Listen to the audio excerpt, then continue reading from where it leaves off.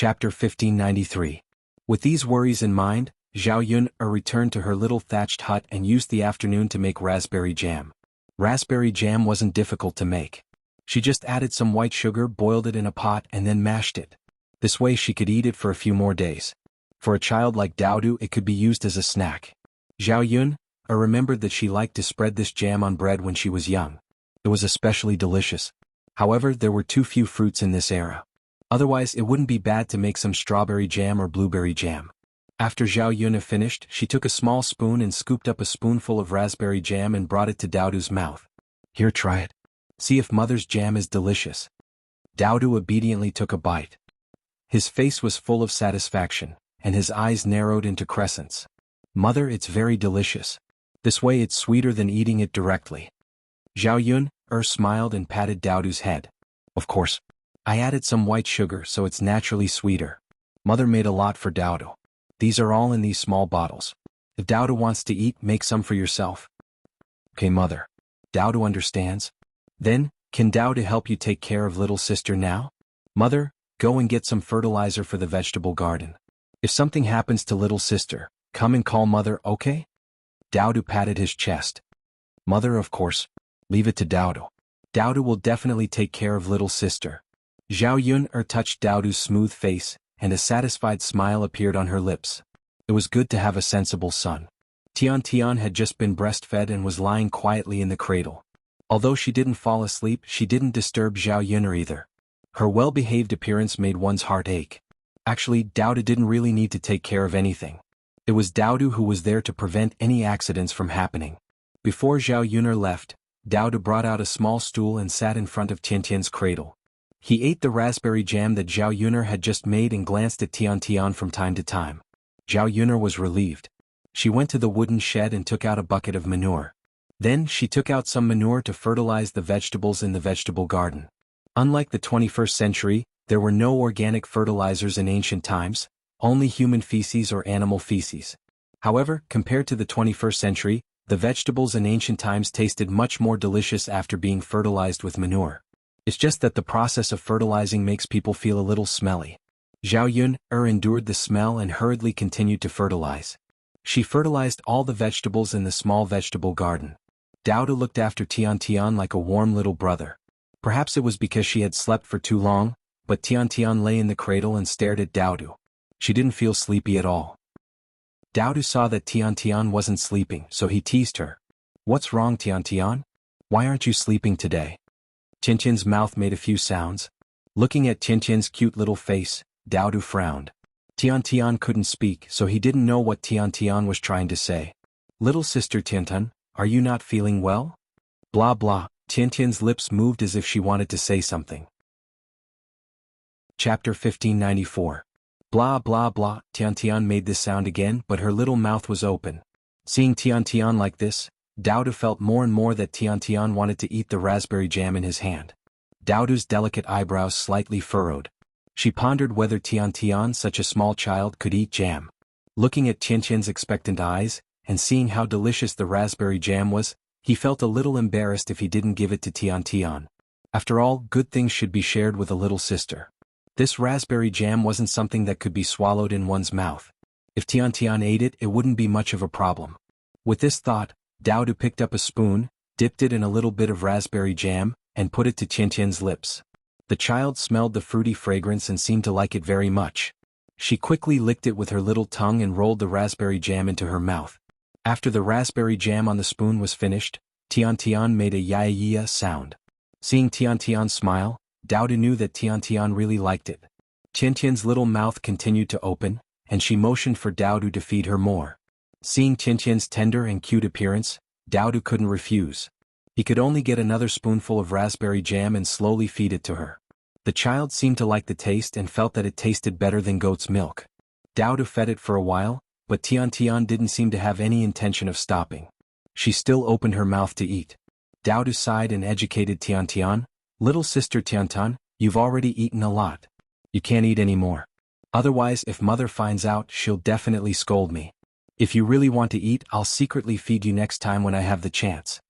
Tian seemed to understand Daodu's words. Her eyes revealed a trace of grievance, but she didn't continue to open her mouth to eat. Dowda looked at Tian Tian with satisfaction and said to Tian Tian, "Little sister Tian Tian, you're so obedient." As he spoke, Dowdu touched Tian Tian's little face lovingly. Then he leaned down and kissed Tian Tian's little face. The milky fragrance of the baby was mixed with the fruity aroma of raspberries. It was a very pleasant smell. "Little sister Tian Tian, you smell so good." "Yeah, Tian Tian replied. Although he didn't understand what Tian Tian was saying, Dowdu could roughly guess that Tian Tian was happy at this moment. Zhao Yun returned to Dowdu's side after applying the fertilizer. She put down the bucket of manure, but she smelled a little bad. She had to boil some water, take a good bath and change her clothes. "Dowdu, did Tian Tian cause any trouble? Are you asleep?" Zhao Yuner asked casually. Dowdu shook his head. "No mother, Tian Tian isn't asleep, but Tian Tian isn't making a fuss either. She's very obedient." Hearing Dowdu's words, Zhao Yun smiled and replied, "That's good." She glanced at the cradle. The little girl was indeed not asleep. She was looking around with her eyes wide open. She didn't know what she was looking at, but she looked very cute. When she caught a glimpse of something red at the corner of Tian Tian's mouth, Zhao Yun took a closer look. When she saw that it was raspberry jam, she asked Dowdu, "Dowdu, did you feed your little sister raspberry jam?" Dowdu lowered his head, seemingly a little guilty. He stammered, "Mother, no." Dowdu was afraid that Zhao Yun would scold him if she found out. He didn't know whether the situation was serious or not, so he didn't dare to admit it. Chapter 1595. Zhao Yun squatted down and asked Dowdu, "Dowdu, did you give the little sister jam or not?" Dowdu stammered and didn't answer. He lowered his head even more and didn't dare to look at Zhao Yun. Zhao Yun patiently said, "Dowdu, you know that mother doesn't like children who lie, and she also doesn't like cowards who don't dare to admit their mistakes." After hearing Zhao Yun's words, Dowdu raised his head and said to Zhao Yun with some grievance, "Mother." Dowdu saw that the little sister wanted to eat, so I gave her some jam. "Mother." Dowdu was wrong. "Mother, please don't be angry at Dowdu, okay?" Seeing Dowdu's wrong little face and the pleading and guilty look in his eyes, Zhao Yun couldn't bear to be angry at Dowdu. He was just a child and it was fine as long as he knew his mistakes. Zhao Yun preferred to patiently teach her children the principles of how to behave, rather than using corporal punishment to teach her children. Thus, she softly said to Dowdu, "Since Dowdu knows his mistake, then mother will no longer blame Dowdu. This is the first time Dowdu has lied and made a mistake. Mother can forgive him, but you can't do it again." Yes. Dowdu nodded heavily as if he was assuring Zhao Yun. "The little sister is so small, it's best not to give her jam." Zhao Yun warned. After all, a baby's intestines were different from an ordinary person's. Who knew if something bad would happen from eating jam? If Tian Tian had a stomachache, it wouldn't be a small matter, so it was best not to let Tian Tian eat it. The little child was very fragile, and Zhao Yun didn't want anything to happen later, lest she regretted it and worry. Dowdu responded but pouted and said, "Mother, Tian Tian likes it very much. Are we really not giving it to Tian Tian? It shouldn't hurt to eat a little, right? Let's see if Tian Tian has a stomachache today. If she doesn't have a stomachache today, it means that she's fine. Next time we can feed her less. But if she has a stomachache, it means that she can't eat. She has to grow up a little." Dowdu felt that what Zhao Yun said made a lot of sense. He hoped that Tian Tian wouldn't have a stomachache so that he could continue to feed Tian Tian some jam. Zhao Yun hadn't rested for long when she saw Mu Lianfeng coming back from the mountain with a heavy heart. Zhao Yun called him a few times but Mu Lianfeng did not respond. It was not until she patted Mu Lianfeng that Mu Lianfeng seemed to be pulled back to reality. It was obvious that something was wrong. Zhao Yun asked, "What's wrong with Mu Lianfeng? Did something happen?" Mu Lianfeng hesitated, wondering if he should tell Zhao Yun, but he was afraid that if he told Zhao Yun, it would make Zhao Yun worry and give Zhao Yun more trouble. As if she had guessed Mu Lianfeng's thoughts, Zhao Yun said softly, "Mu Lianfeng, if there's anything you can tell me. There's no need to hide it from me. If you encounter any difficulties, the two of us can work together to find a solution. There's no need for you to carry everything alone. It's always better for two people to find a solution than one." After Zhao Yun's persuasion, Mu Lianfeng told her about what happened on the mountain. The situation was indeed worrying. In the past 2 days, for some reason, the workers who went to work had inexplicably disappeared. They couldn't be found. Chapter 1596. They had not found the missing people, but more and more of them continued to disappear. The workers who had come to work were all at the bottom of the food chain. Although their lives were worthless in the eyes of the government, they were still human lives. Who knew what danger they had encountered and whether they were still alive? Mu Lianfeng was extremely worried because of this matter. The workers in the mountains had already begun to panic. They said that there were monsters in the mountains that specialized in catching people to eat. At night there would be ghostly howls. Mu Lianfeng sent people to look for them, but unfortunately the mountains were very deep. They failed to find anything, which made the panicking people even more frantic. Since they could not be found and had not returned, it was extremely likely that they were dead. Mu Lianfeng had Mo Yen count the number of people who had gone missing. There were over a dozen people in total. The lives of over a dozen people were no small matter. He had to get to the bottom of this as soon as possible, or he would not be able to explain himself. And the workers began to make a ruckus. Compared to making money, they cared more about their lives. The main problem they faced right now was that they had no idea where to start investigating. They had no idea how these people had disappeared. What was so powerful that it could take people away silently? They could not find them at all. In order to prevent more accidents from happening, Mu Lianfeng had Mo Yen arrange for the workers to not go out at night. They all had to stay in their tents. Basically, the people who had gone missing had gone out alone or in groups of 2 or 3. Zhao Yun became rather curious when she heard Mu Lianfeng's words. Why was that? Could it only mean that there was something in the mountains? There were many animals in the mountains and many of them were cannibals. If some large animal had taken people away and eaten them, it could be explained. However, this meant that the workers in the mountains were in even greater danger. Who could deal with a beast if they came across one? Zhao Yun thought about how Mu Lianfeng went up and down the mountains every day. She could not help but worry for Mu Lianfeng. What would she do if something happened to Mu Lianfeng? It's less likely that someone did this. In my opinion, there might be some kind of animal in the mountains, said Zhao Yun. Animals? Mu Lianfeng raised his eyebrows and asked Zhao Yun. Zhao Yun nodded and replied, yes. For example, tigers, lions, jackals, wolves and leopards. They are all very fierce and like to eat meat. Those people might have been eaten by them. When Mu Lianfeng heard Zhao Yun's words, he felt a chill in his heart. If it was really as Zhao Yun said, then wouldn't the disappearance of the dozen or so people be extremely miserable? Wouldn't they be eaten by those tigers and leopards until not even their bones were left? Actually, it's not very difficult to find out if it's these wolves, tigers and leopards. There's no need to use human lives to test it. I do have a method. Zhao Yun blinked. After thinking of the method, her whole eyes shone brightly. It was very charming. Mu Lianfeng's curiosity was aroused by Zhao Yun. His Yun was so smart. Her brain was flexible and useful. She could think of any method very quickly. She was definitely the most intelligent woman he had ever seen. It's naturally very dangerous to test it on people, but these wolves, tigers and leopards are for meat. Let's test it on a pig. Chapter 1597. After listening to Zhao Yun's idea, Mu Lianfeng felt that it was very good. Why didn't she think of it? Zhao Yun said it well, and the feasibility was very strong. It was worth it to use the pig as a primer without risking human lives. It would also be useful for him to find out whether it was done by wolves, tigers, leopards or humans. If it was not done by humans, it would be easy to deal with.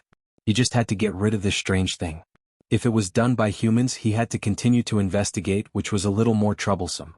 Yun, where are we going to buy a pig now? Mu Lianfeng asked. Pork was easier to buy, but it should be more difficult to buy a whole live pig. Zhao Yun thought for a while. There seemed to be several families in the village who raised pigs. It would just cost more to buy the whole pig. She would ask later, and she should be able to find the family who sold the pig. Leave the matter of buying the pig to me. You don't have to worry. Zhao Yun patted Mu Lianfeng's shoulder. Mu Lianfeng saw Zhao Yun's confident look, and his frowning brows finally relaxed. It was a great honor for him to have such a virtuous wife like Zhao Yun. With Zhao Yun around, Mu Lianfeng found that his heart calmed down a lot, and his previous anxiety disappeared. Zhao Yun saw Mu Lianfeng's tired face, so she asked Mu Lianfeng to take a rest quickly. She ran to the village for a walk and asked if there was a family who sold pigs. After asking in the village, although there were a lot of people who raised pigs, there was only one family who was willing to sell a big pig. After all, it was not cost-effective to sell a small pig. When it grew up and gained more weight, the price would be much higher. Zhao Yun had to go to the family who was willing to sell the pig. Coincidentally, this family belonged to Ma Xiaofeng's third uncle and third aunt. After Zhao Yun explained her intention to buy a pig, The third branch of the Ma family agreed, although they didn't understand the purpose of Zhao Yuner buying a pig. After all, they also wanted to sell the pigs. Now that Zhao Yuner came to buy the pigs, it saved them the trouble of calling the butcher over. As long as they could get the money, it was fine. As for the price of the pork, Zhao Yuner didn't calculate with the third branch of the Ma family, but she also didn't let the third branch of the Ma family take advantage of her. A caddy of pork was sold at the market for 13 to 14 copper coins per caddy. Excluding the worthless bones and intestines, the whole pig was sold for 8 copper coins per caddy. A pig weighed about 200 caddies. In other words, it would cost less than 2 taels of silver to buy. The price was not very expensive. After discussing the price with the third branch of the Ma family, Zhao Yuner said, "Okay, you go and prepare to weigh it. I'll go back and get the money. I'll come back later to collect the pig." Ma Xiaofeng's third aunt, Madame Xiang, smiled and said, Okay. Yuner girl, go back and get the money. We'll help you weigh it.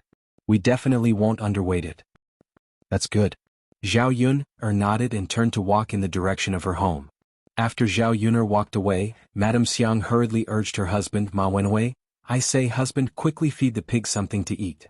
Ma Wenhui asked with a puzzled expression, "What should we feed the pig now? Aren't we going to sell it soon?" Chapter 1598. Ma Wenhui felt that Madame Xiang's words made sense, but he was used to being honest, so he frowned and said, "That's not good. We can't feed the pigs overnight when we sell them. Otherwise, when the butcher kills the pigs and cuts open their stomachs, he won't buy them anymore if he sees food in their stomachs. Although we don't know why Zhao Yuner bought our pigs, what if she sells them to another butcher and they come to find trouble with us?" Seeing Ma Wenhui's indecisiveness, Madame Xiang snorted and said, "What does that have to do with anything? Didn't we just buy our pigs today? So what if you say that you fed them in the morning? Can't you use your brain a little and think about it? You really don't know how to make money. Let's feed them 2 or 3 caddies of wild vegetable bran and earn a few dozen copper coins." Ma Wenhui could only let Madame Xiang do as she said. "Alright, then hurry up and feed them. Otherwise, Zhao Yuner won't be able to feed them when she comes." Madame Xiang poked Ma Wenhui and said, "Didn't I ask you to go over? Why are you ordering me around?" Ma Wenhui pursed his lips and said, "Why are you so lazy? Women do all the work in other families, but you like to order me around." Madame Xiang said carelessly, "It's my duty to order you around. After all, I came up with the idea of making money, not you." Ma Wenhui found that he couldn't argue with Madame Xiang. This woman had too many reasons. To put it bluntly, she was too lazy and pushed everything to him. Ma Wenhui was too lazy to argue with Madame Xiang. He was afraid of wasting time, so he hurriedly got some pig food and urged the pigs to eat quickly. However, what Ma Wenhui and Madame Xiang didn't know was that their conversation was heard by Mulan, who was passing by. Mulan couldn't help but curse in her heart. How could these two be so shameless? They specially cheated others and took advantage of them. Wasn't it just a few dozen copper coins? Was it necessary to do this? They didn't follow the rules at all. Thinking that Zhao Yuner might be at a disadvantage, Mulan prepared to tell Zhao Yuner about this matter. She left the house of the third branch of the Ma family and walked in the direction of Zhao Yuner's house. Before they arrived at Zhao Yuner's house, Zhao Yuner had already come out of the house, and the two of them happened to bump into each other. Zhao Yuner smiled and greeted Mulan. "Sister-in-law Mulan, are you here to look for me? What's the matter?" Mulan frowned and went to Zhao Yuner to ask, "Yuner, are you going to buy pigs from the third branch of the Ma family?" Zhao Yuner nodded and replied, "Yes, sister-in-law Mulan, how did you know?" Mulan sighed and told Zhao Yuner what happened just now. Zhao Yuner couldn't help but be a little angry when she heard it. Doing business was about honesty. How could the third branch of the Ma family do it? It was obvious that they deliberately cheated her. Although she didn't care about a few dozen copper coins, she couldn't treat people like fools. Therefore, Zhao Yuner wouldn't take this loss for nothing. So she said to Mulan, "Sister-in-law Mulan, thank you for telling me this. I will argue with them when I go over later." "Okay, I was just afraid that you would be at a disadvantage. I just happened to hear it, so I couldn't help but tell you that there's no need to thank me. Yuner, you can go. If there's nothing else, I'll go back first." "Okay, sister-in-law Mulan." After parting with Mulan, Zhao Yuner angrily walked towards the third branch of the Ma family. Chapter 1599. By the time Zhao Yuner arrived at Ma Wenhui's house, Ma Wenhui had already finished feeding the pig. When he saw Zhao Yuner coming over, his eyes were a little flustered. It was obvious that he had a guilty conscience. Fortunately, Mulan had told her in advance. Otherwise, she would not have been able to discover that Wu Wenhui was feeding the pig. Madame Xiang looked at her man in disappointment. He had done something bad, but he had a guilty conscience. Wasn't it easy for others to see through him? If only he was half as shrewd as her. When Zhao Yun'er arrived at her courtyard, Madame Xiang forced a smile and said to Zhao Yun'er, "Yun'er lass, it's better to weigh my pig in front of you." Zhao Yun'er smiled coldly. Madame Xiang was puzzled by Zhao Yun'er's reaction. She frowned and asked, "Yun'er lass, what's wrong with you? Why aren't you saying anything?" Zhao Yun'er stared at the pig and curled her lips. There was food stuck to the pig's mouth. "Auntie Wu, why did you feed the pig while I was getting the money?" Madame Xiang was stunned. She did not expect Zhao Yun'er to have such good eyesight. Zhao Yun'er actually discovered it. After being stunned for a moment, Madame Xiang felt that she still could not admit it. If she did, wouldn't she be slapping herself in the face? Her lips twitched stiffly. "Yun'er lass, what are you saying? When did I feed the pig?" Madame Xiang poked Ma Wenhui as she spoke. Ma Wenhui had wanted to admit it out of guilt, but after being poked by Madame Xiang, he realized that Madame Xiang wanted him to deny it no matter what. Yes, Yun'er lass, when did we feed the pig?" Zhao Yun'er glanced at the couple and snorted coldly. "No? Then what's with the food around the pig's mouth?" "Didn't I feed you this morning? That bastard doesn't know how to wipe his mouth, so he left it by his mouth." Madame Xiang pursed her lips and continued to quibble. Sure enough, talking to a thick-skinned person was like this. He completely refused to admit it even if you beat him to death. Zhao Yun'er couldn't help but feel a little disgusted. If it weren't for the fact that there were no other pig sellers in the village, he would definitely not buy Ma Wenhui's pigs. "But I didn't see it when I came over just now. How come you have the time to take the money? And looking at the chaff, it's still moist.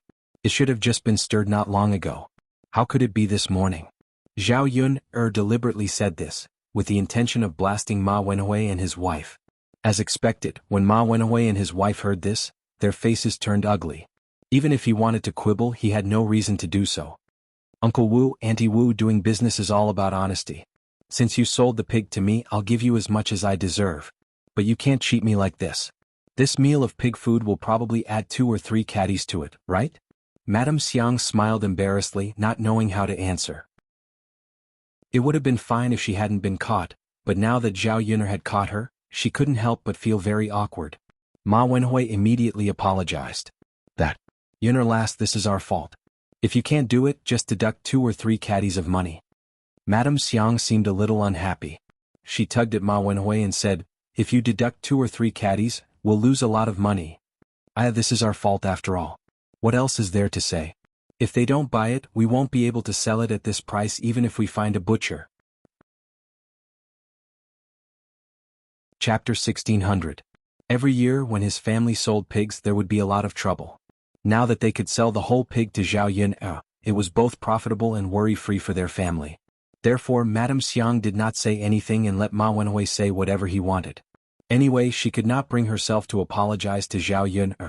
Zhao Yun'er saw that Ma Wenhui was honest and took the initiative to get rid of the extra 2 to 3 caddies of chaff.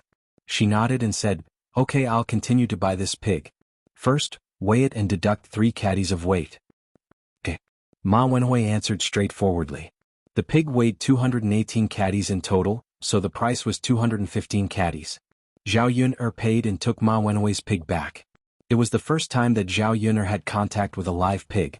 She tied a rope to the pig's head and led it forward. However, she did not know if the pig's brain was stupid, but Zhao Yun'er had some difficulty pulling the pig. Sometimes the pig would stop moving. Zhao Yun'er had to hit it a few times with a stick before the pig could move again. On the way, many people saw the pig in Zhao Yun'er's hands and covered their mouths to laugh. After tossing and turning for a long time, Zhao Yun'er finally brought the pig home and tied it in the wooden shed. Mu Lianfeng took a nap and just woke up. Seeing that Zhao Yun'er had brought the pig back, he walked to Zhao Yun'er and said to Zhao Yun'er, "Yun'er, thank you for your hard work." Zhao Yun'er waved her hand and said, "It's okay, it's not hard at all." "Yun'er, it's good to have you." Mu Lianfeng sighed. "Don't be so polite with me. Now that the pig is back, we can try bringing it up the mountain tonight." Mu Lianfeng nodded. It was better to try it as soon as possible and find out the truth as soon as possible. It was good for understanding the real situation. "Okay, then I'll go tonight." Mu Lianfeng glanced at the pig he bought and said, "Mu Lianfeng, Let me accompany you tonight. Zhao Yuner was afraid that something would happen to Mu Lianfeng. Two people were better than one. He felt more at ease staying by Mu Lianfeng's side. Otherwise he probably wouldn't be able to sleep tonight. Mu Lianfeng frowned and said, Yuner, it's very dangerous. You'd better be safe at home. Zhao Yuner insisted, it's because it's dangerous that I want to go with you. Mu Lianfeng, if we have something to do we can't be separated. Mu Lianfeng sighed slightly. He knew that Zhao Yuner usually wouldn't change her mind easily. Since Zhao Yuner insisted, he would let Zhao Yuner go. However, he would never let Zhao Yuner get involved in dangerous things. If it really came, he would come down from the tree and deal with it alone. Okay, then let's go together. Okay. Zhao Yuner nodded heavily. Zhao Yuner didn't go to the third branch for dinner. She knew that Zhao Pinger must still be in the third branch, so she was very upset and didn't want to see that idiot again. However, the reality was just as Zhao Yuner expected. Zhao Pinger was tormented like this and couldn't go back. Liang Jinxiao asked someone to pass a message to the family Qin. During this time, Zhao Pinger would stay in the third branch until she recovered. After all, it was much better for Zhao Pinger to stay in the third branch than in the family Qin. No matter how good the family Qin was, it was still the in-laws' family. How could it be better than the maternal family's care? Chapter 1601. Zhao Yun was originally curious as to why Little Black had suddenly slipped away in the afternoon.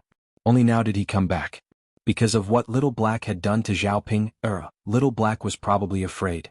He was afraid that Zhao Yun would come back and scold him, so he slipped away. Even his shadow could not be seen in the afternoon. Zhao Yun walked in front of Xiao He and said to Xiao He, what happened to you? Why are you injured so badly? Little Black wagged his tail and handed the pheasant in his mouth to Zhao Yun. Zhao Yun took the pheasant and looked at the wounds on Little Black's body. Her brows were tightly knitted together and she was extremely worried. Little Black stuck out his tongue and licked Zhao Yun's hand a few times. Zhao Yun's heart ached even more. Zhao Yun guessed that Little Black must have felt that he had made a mistake. In order to make up for his mistake, he ran up the mountain to get a pheasant back to please her. But who would have thought that he would get injured on a trip up the mountain? She looked at the wounds on Little Black's body. They were bitten very deeply. At this moment, blood was still flowing out. Little Black's fur was stained with blood. Just looking at it made her feel unbearably painful. Zhao Yun's heart clenched. She touched Little Black's head and could not help but scold, Little Black, you didn't do anything wrong. I won't blame you so you don't have to be like this. Look at you, you're injured. Aren't you afraid that my heart will ache to death? As Zhao Yun spoke, she touched Little Black's head and motioned for Little Black to lie down. It was not easy for Little Black to come back in such a situation. Both of his legs were trembling. It looked like the situation was quite bad. Fortunately, she had prepared some Jinchuang medicine at home. It was Mu Lianfeng's medicine and it was very effective in stopping the bleeding. Zhao Yun hurriedly took out the Jinchuang medicine and poured it on Little Black's wound. After a while, the bleeding on Little Black's wound stopped. However, Xiao Hei's injuries were not light. He lay on the ground and soon closed his eyes. Dao Du almost cried when he saw Little Black's expression. Mother, what's wrong with Little Black? Will Little Black die? Zhao Yun frowned. He had suffered such a serious injury and lost so much blood. Although the bleeding had stopped now, Zhao Yun was not sure whether Little He was all right or not. She could only pray that Little He was fine in her heart. Facing Dao Du, Zhao Yun could only comfort him. Nyangqin's bleeding has been stopped by Little Black. There shouldn't be any problem. Let Little Black rest for a while. The tears in Dao Du's eyes slowly receded. Mother, is that true? Will Little Black really be all right? Don't worry, with Mother here, I won't let anything happen to Little Black. Yes. Dao Du nodded heavily. Then she squatted down and stroked Little Black's head a few times. Little Black, nothing must happen to you. Dao Du still wants to play with you. Today Nyangqin made raspberry sauce, it's delicious. When you're better, I'll let you eat it. Hearing Dao Du's words, Zhao Yun's heart felt a little sour. After applying the medicine, Zhao Yun took out a white cloth and bandaged the bite wound on Little Black's leg. Looking at the big bite mark and how deep the bite was, it must have been a large animal. The possibility of it being a lion or tiger was higher. Little Black went up the mountain to hunt and encountered these animals. It was already very rare for him to be able to escape. Now Zhao Yun could only pray that Little Black could survive this ordeal and that nothing bad would happen to him. Chapter 1602. After Little He was injured, Little Mao was actually more worried than Zhao Yun'er and Daodu. Little Hay was lying on the haystack in the wooden basin. Little Mao moved closer to Little Hay, stuck out its tongue and licked Little Hay's body. Little Hay lifted its heavy eyelids and looked at Little Mao. Then it heard Little Mao make a donkey sound, but it didn't know what Little Mao meant. However, there seemed to be some kind of communication between Little Hay and Little Mao. Seeing the sadness in Little Mao's eyes when Little Hay was injured, Zhao Yun'er couldn't help but sigh. There was indeed true love in the world. Even animals would help each other in times of need after interacting for a long time. After dinner, when the sky darkened and the sun was setting, Zhao Yun'er entrusted Daodu and Tian Tian to Liang Jinxiao. After all, Zhao Yun'er was worried about leaving the two children at home. As for her and Mu Lianfeng, they led the pig up the mountain. After Zhao Yun'er left, Little Mao actually followed her. Zhao Yun'er looked at Little Mao in confusion. Usually Little Mao wouldn't follow her no matter what she did. After all, donkeys didn't have that habit, unlike dogs who liked to follow their owners wherever they went. Little Mao, why are you following me? Go back quickly, I have to go up the mountain. Little Mao ignored Zhao Yun'er and continued to follow behind Zhao Yun'er. What was wrong with this donkey? It was the first time it was acting so strangely. Could it be that it knew that she was going to do something dangerous up the mountain, so it prepared to follow her? Little Mao, go back. The mountain road is not easy to walk on, it's inconvenient. You can accompany Little Hay when you go back. Little Mao lowered its head and barked a few times. Zhao Yun'er didn't understand what Little Mao meant, so after urging it a few times, Little Mao followed behind her. Zhao Yun'er was a little helpless, so she could only let Little Mao follow her. When they went up the mountain, Mu Lianfeng tied the pig to a flat ground outside the tent. It was a little far from the tent and there was no light. After that, Zhao Yun'er asked Little Mao to hide further away, in case the pig didn't attract the wild animals, but Little Mao did. After preparing these, Mu Lianfeng and Zhao Yun'er went up the tree and waited quietly. Nothing happened during the night. They suddenly heard a tiger's roar. Zhao Yun'er and Mu Lianfeng were immediately alert. Was it a tiger? Last time they had encountered a tiger. Could it be that this time, it was another tiger in the mountains that was eating people? Both of their expressions immediately became heavy as they stared at the direction where the tiger roar came from. After waiting, Little Hay was haze, a tiger, a tiger, a tiger, a tiger, a tiger. Zhao Yun'er held Mu Lianfeng's hand tightly. She was a little scared. That tiger's roar was frightening. The danger when they encountered the tiger last time was still vivid in their minds. Thinking back, they couldn't help but feel a little scared. When the movement in the grass became more intense, they saw a white tiger come out of the grass. Zhao Yun'er thought she saw wrongly. It was actually a white tiger. Compared to yellow tigers, white tigers were much more precious and were rarely seen under normal circumstances. With the bright moon in the sky, they could see it more clearly. This white tiger's physique was bigger than the tiger they encountered before. It also looked more powerful, but it also meant that it was more dangerous. It wasn't as easy to deal with as the tiger they encountered before. Chapter 1603. That ferocious appearance made people who saw it uncontrollably tremble in fear, and waves of chill rose from the bottom of their hearts. When people faced dangerous animals, they would be like this. Even if they tried their best to control themselves, they would still be afraid. Mu Lianfeng wanted to make a move, but Zhao Yun'er pulled him back. What do you want to do? Kill that tiger? Zhao Yun'er whispered into Mu Lianfeng's ear. Mu Lianfeng hesitated for a moment, then nodded and said, If we don't seize the opportunity to kill it today, I'm afraid we won't have another chance in the future. Mu Lianfeng voiced out the concerns in his heart. This time the white tiger escaped, and it might not be so easy to lure it out again. If the white tiger disappeared for a while and didn't appear again, who knew how many lives would be lost when everyone relaxed their vigilance? Mu Lianfeng didn't dare to gamble with human lives again. Zhao Yun'er also didn't dare to gamble with Mu Lianfeng's life. It was already not easy to kill the white tiger last time and escape danger. This time they might not be so lucky. Mu Lianfeng, the white tiger this time is more dangerous than the tiger last time. Are you sure you can deal with it? Zhao Yun'er said with a frown. She was still a little worried in her heart. The two of them looked at each other. When their eyes met, Mu Lianfeng's gaze immediately became much gentler. His scorching eyes stared at Zhao Yun'er, then he planted a kiss on Zhao Yun'er's forehead and said softly, Yun'er, if I don't go to hell, who will? Since His Majesty handed this matter to me, then I must take responsibility. If a few more lives are sacrificed, I'm afraid I won't be able to explain it to His Majesty. So this time we can only eliminate all future troubles. This white tiger must be dealt with and we can't let it continue to hurt people. After listening to Mu Lianfeng's words, Zhao Yun'er knew that Mu Lianfeng had his reasons for Mu Lianfeng. She was speaking from her own point of view. She did not want Mu Lianfeng to take risks out of selfishness. However, Mu Lianfeng put himself in a righteous position for the safety of others. The reason why she liked Mu Lianfeng wasn't it because she liked Mu Lianfeng's awe-inspiring righteousness? Zhao Yun'er hesitated for a moment before nodding in agreement with Mu Lianfeng. She reminded him, "Be careful." "All right."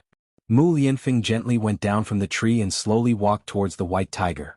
The white tiger originally wanted to bite the pig, but after hearing a trace of movement, it immediately became vigilant. In the dark night, the tiger's eyes shone brightly.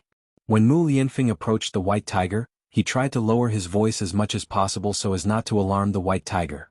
Unfortunately, this beast was very shrewd. It stared vigilantly in the direction Mu Lianfeng went. With every step Mu Lianfeng took, his back was covered in cold sweat.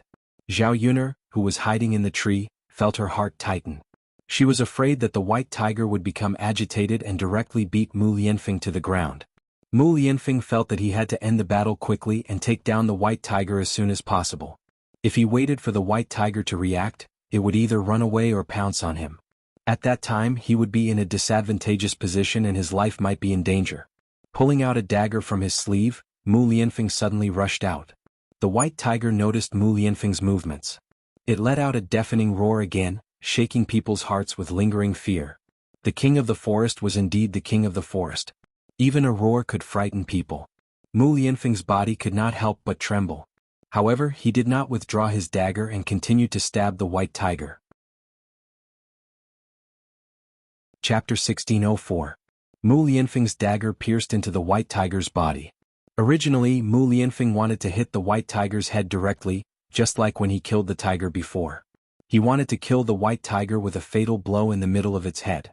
But because the white tiger discovered his tracks in advance, it dodged when he approached. Mu Lianfeng's dagger missed its target and fell on the white tiger's back.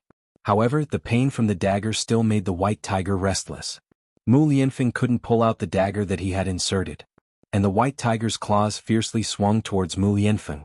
Mu Lianfeng knew that things were not good, but he couldn't dodge in time. The white tiger's claws fell heavily on his shoulder. Mu Lianfeng was in so much pain that he couldn't breathe. His whole body was also slapped away by the white tiger. Wretch, Mu Lianfeng felt a mouthful of blood in his chest and spat it out. The white tiger's strength was not small. After he was hit by its claws, it was more serious than if he was hit by a palm strike from a martial artist. After falling heavily on the ground, Mu Lianfeng's body hurt as if it was falling apart. Zhao Yun'er saw the situation and was as anxious as an ant on a hot pan. She wanted to quickly rush down from the tree. Mu Lianfeng, however, held his breath and shouted to Zhao Yun'er, "Yun'er, it's dangerous, don't come over." Zhao Yun'er saw that the injured white tiger was angry. She glared at Mu Lianfeng fiercely, as if she wanted to tear Mu Lianfeng apart. Now that Mu Lianfeng was on the ground, he didn't even have the strength to get up. If she didn't go down, wouldn't Mu Lianfeng be bitten by the white tiger and lose his life? If she went down, then there was still a chance. Zhao Yun'er didn't want to accept her fate so easily. It wasn't easy to be together with Mu Lianfeng. How could she be willing to let Mu Lianfeng lose his life? Ignoring Mu Lianfeng's attempt to stop her, Zhao Yun'er climbed down from the tree. She had a long knife in her hand. She could only use it to defend herself. When Mu Lianfeng saw Zhao Yun'er coming down, his brows were tightly knitted together.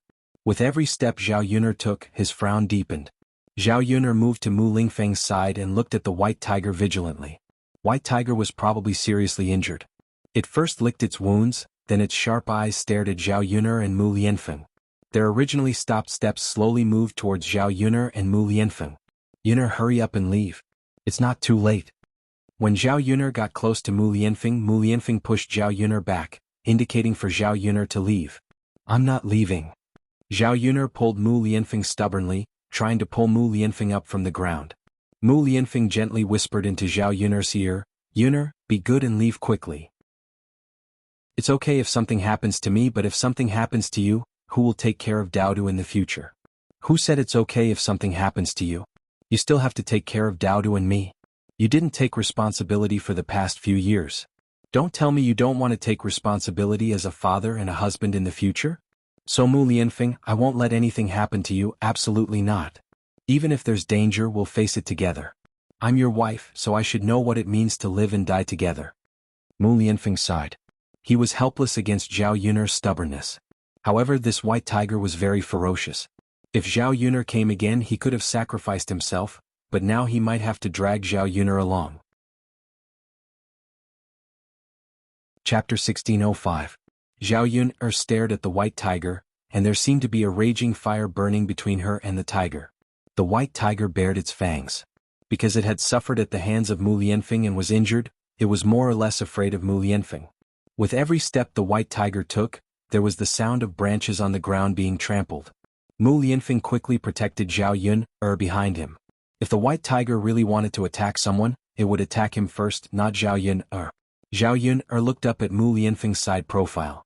This man would always think of her first at all times and protect her so that she would not be in danger. Roar! The white tiger roared again and got closer. At this point it was useless to be afraid. Zhao Yun'er held a knife in her hand. When she saw Mu Lianfeng standing in front of her, she handed it to Mu Lianfeng. Come, use it for self-defense.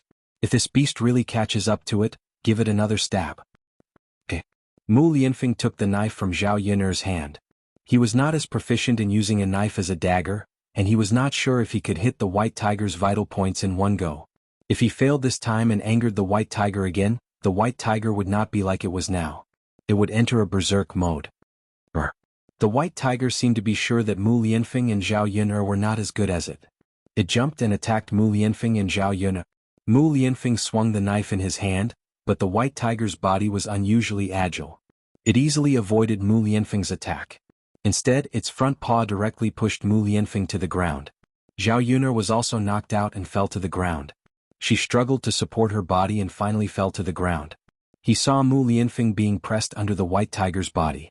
The white tiger's fangs were wide open, and it could eat Mu Lianfeng if it lowered its head. Zhao Yun'er couldn't wait to rush over and push white tiger away, but she didn't even have the strength to get up. He could only lie on the ground and watch as Mu Lianfeng was in danger. This feeling of powerlessness and frustration made Zhao Yun'er feel extremely uncomfortable.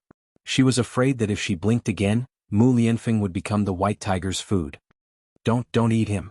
Zhao Yun'er shouted at white tiger, even though she knew that white tiger couldn't understand human language. However, white tiger ignored Zhao Yun'er. It opened its mouth wider and slowly lowered it, preparing to bite Mu Lianfeng. At this moment, Xiao Mao, who had been arranged to hide by Zhao Yun'er, suddenly rushed out and ran directly towards white tiger. Xiao Mao arrived in front of white tiger, lifted its hind legs and directly kicked white tiger's face. It happened to kick white tiger's 2 eyes. An even more miserable cry was heard. White tiger didn't care about Mu Lianfeng under it and directly jumped around in pain. Mu Lianfeng was fortunately released. Mu Lianfeng, how are you? Are you okay? Zhao Yun'er asked anxiously. I'm fine. Fortunately there was Xiao Mao. If Xiao Mao hadn't rushed out in time, he would have really become white tiger's food. It's good that you're fine. Zhao Yun'er's heart, which had been hanging in the air, finally breathed a sigh of relief. She really didn't dare to imagine what it would be like if Mu Lianfeng died in front of her. However, now was not the time to let down her guard. The danger was still ongoing. Zhao Yun'er supported herself with difficulty and crawled to Mu Lianfeng's side. The two of them supported each other and stood up. Chapter 1606. Mu Lianfeng originally wanted to use this opportunity to get rid of the white tiger, but he could not recover his strength immediately. In addition, the white tiger seemed to have sensed the danger coming from Mu Lianfeng, so it fled into the forest and disappeared in the blink of an eye. The forest was very deep, and it would be difficult to find anything that escaped into it. Moreover, Zhao Yun'er and Mu Lianfeng's current physical condition was not good at all, so they could only watch as the white tiger escaped. Although they did not catch the white tiger, it was fortunate that they were able to escape from the white tiger's hands today and did not lose their lives. As for how to deal with the white tiger next, they would have to think of a way later. They did not know what kind of species it was before, so their preparations were not complete. Many things were not done properly, so they naturally encountered danger when they acted rashly. If there was another chance next time, it would not be like this. They were afraid that there would not be another chance. The white tiger was injured this time, but it should not lose its life. There was a possibility that it would appear again next time. Because there were too many uncertainties, there was no way to guard against it. If they sent people into the forest to look for the tiger, this method was not very feasible. Mu Lianfeng's brows were inevitably dyed with some anxiety. Zhao Yun saw through Mu Lianfeng's thoughts and comforted him. Mu Lianfeng, we are already very lucky to be able to escape danger this time. Let's think about other things in the future. Yes, yes. Mu Lianfeng nodded in response. His worries were useless. Instead of worrying, it was better to calm down and slowly think of a way. Wretch, after walking a few steps, Mu Lianfeng vomited the blood in his chest again. Zhao Yun saw this situation and immediately panicked. Sometimes, this kind of internal injury was more serious than external injury. Mu Lianfeng vomited blood, which meant that the injury was not light. Zhao Yun quickly supported Mu Lianfeng. I will help you to the tent to rest first. Let's go see a doctor tomorrow? Okay. Mu Lianfeng responded. Afraid that Zhao Yun would be worried, Mu Lianfeng said gently, Yun don't worry, I will be fine. You don't have to worry too much about me. Zhao Yun sighed. Mu Lianfeng, you have to be well. For me and Daodu's sake, we haven't spent enough time together as a family. Mu Lianfeng held Zhao Yun's hand. But Yun can you promise me one thing? Yun if you encounter danger again in the future, you must not be like today. You must escape by yourself first, don't worry about me. Hearing Mu Lianfeng's words, Zhao Yun was a little angry. Mu Lianfeng, my life is your life. Is it not life? Daodu doesn't need me. Daodu also needs you. So next time and the time after that, don't think about shouldering the burden alone no matter how dangerous or difficult it is. Whether we live or die together, we can discuss other requests, but don't mention this to me again. Mu Lianfeng glanced at Zhao Yun's stubborn little face. He felt helpless, but a sense of happiness welled up from the bottom of his heart. How lucky must he be to be able to obtain such a woman? God must have left the best for him. With Zhao Yun he was willing to do anything. No matter how dangerous it was, he would definitely survive it. Yun, you are so good. You look so cute when you are angry. Chapter 1607. Mu Lianfeng could only reply with a smile. Okay. Yun, I was wrong. I should have listened to you seriously. I'll remember what you said. Zhao Yun's angry little face eased a little. It's good that you remember. Okay.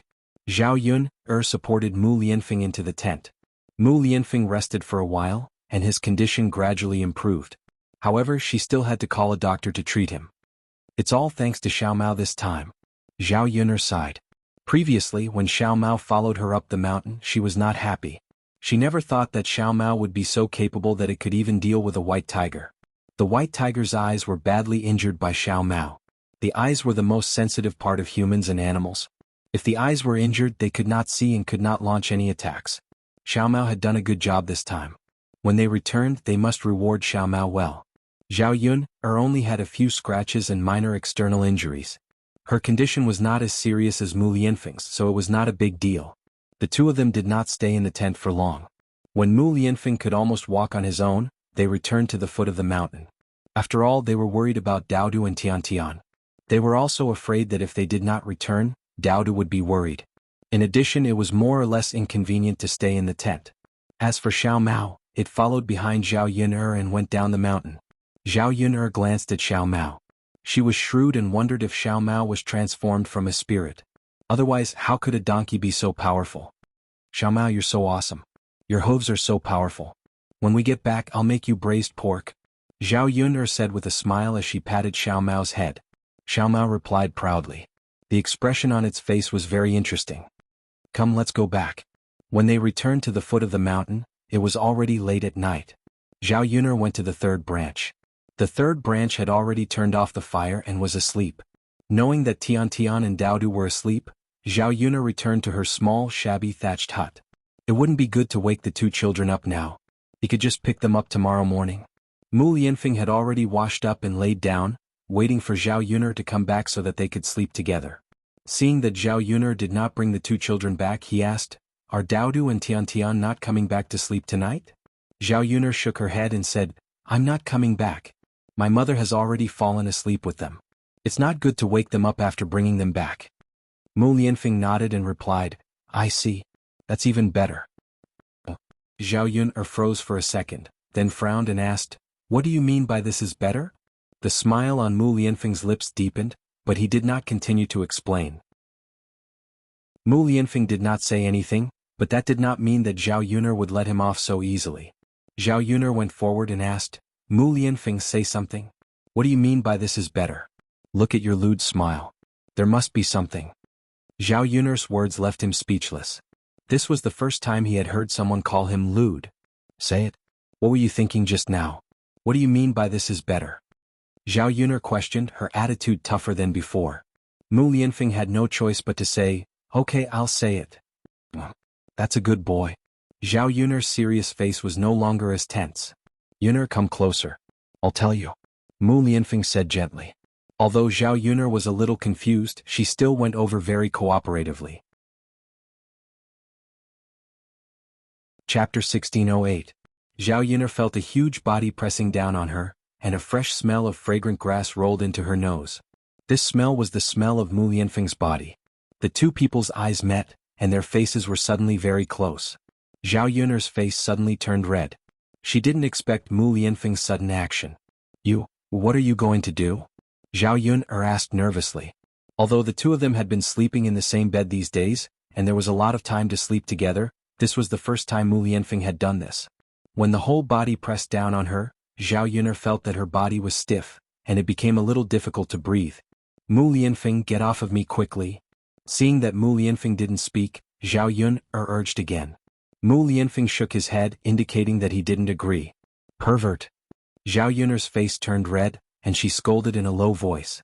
She was curious why Mu Lianfeng said that it would be better if Daodu and Tian didn't come back. It turned out that he had this idea.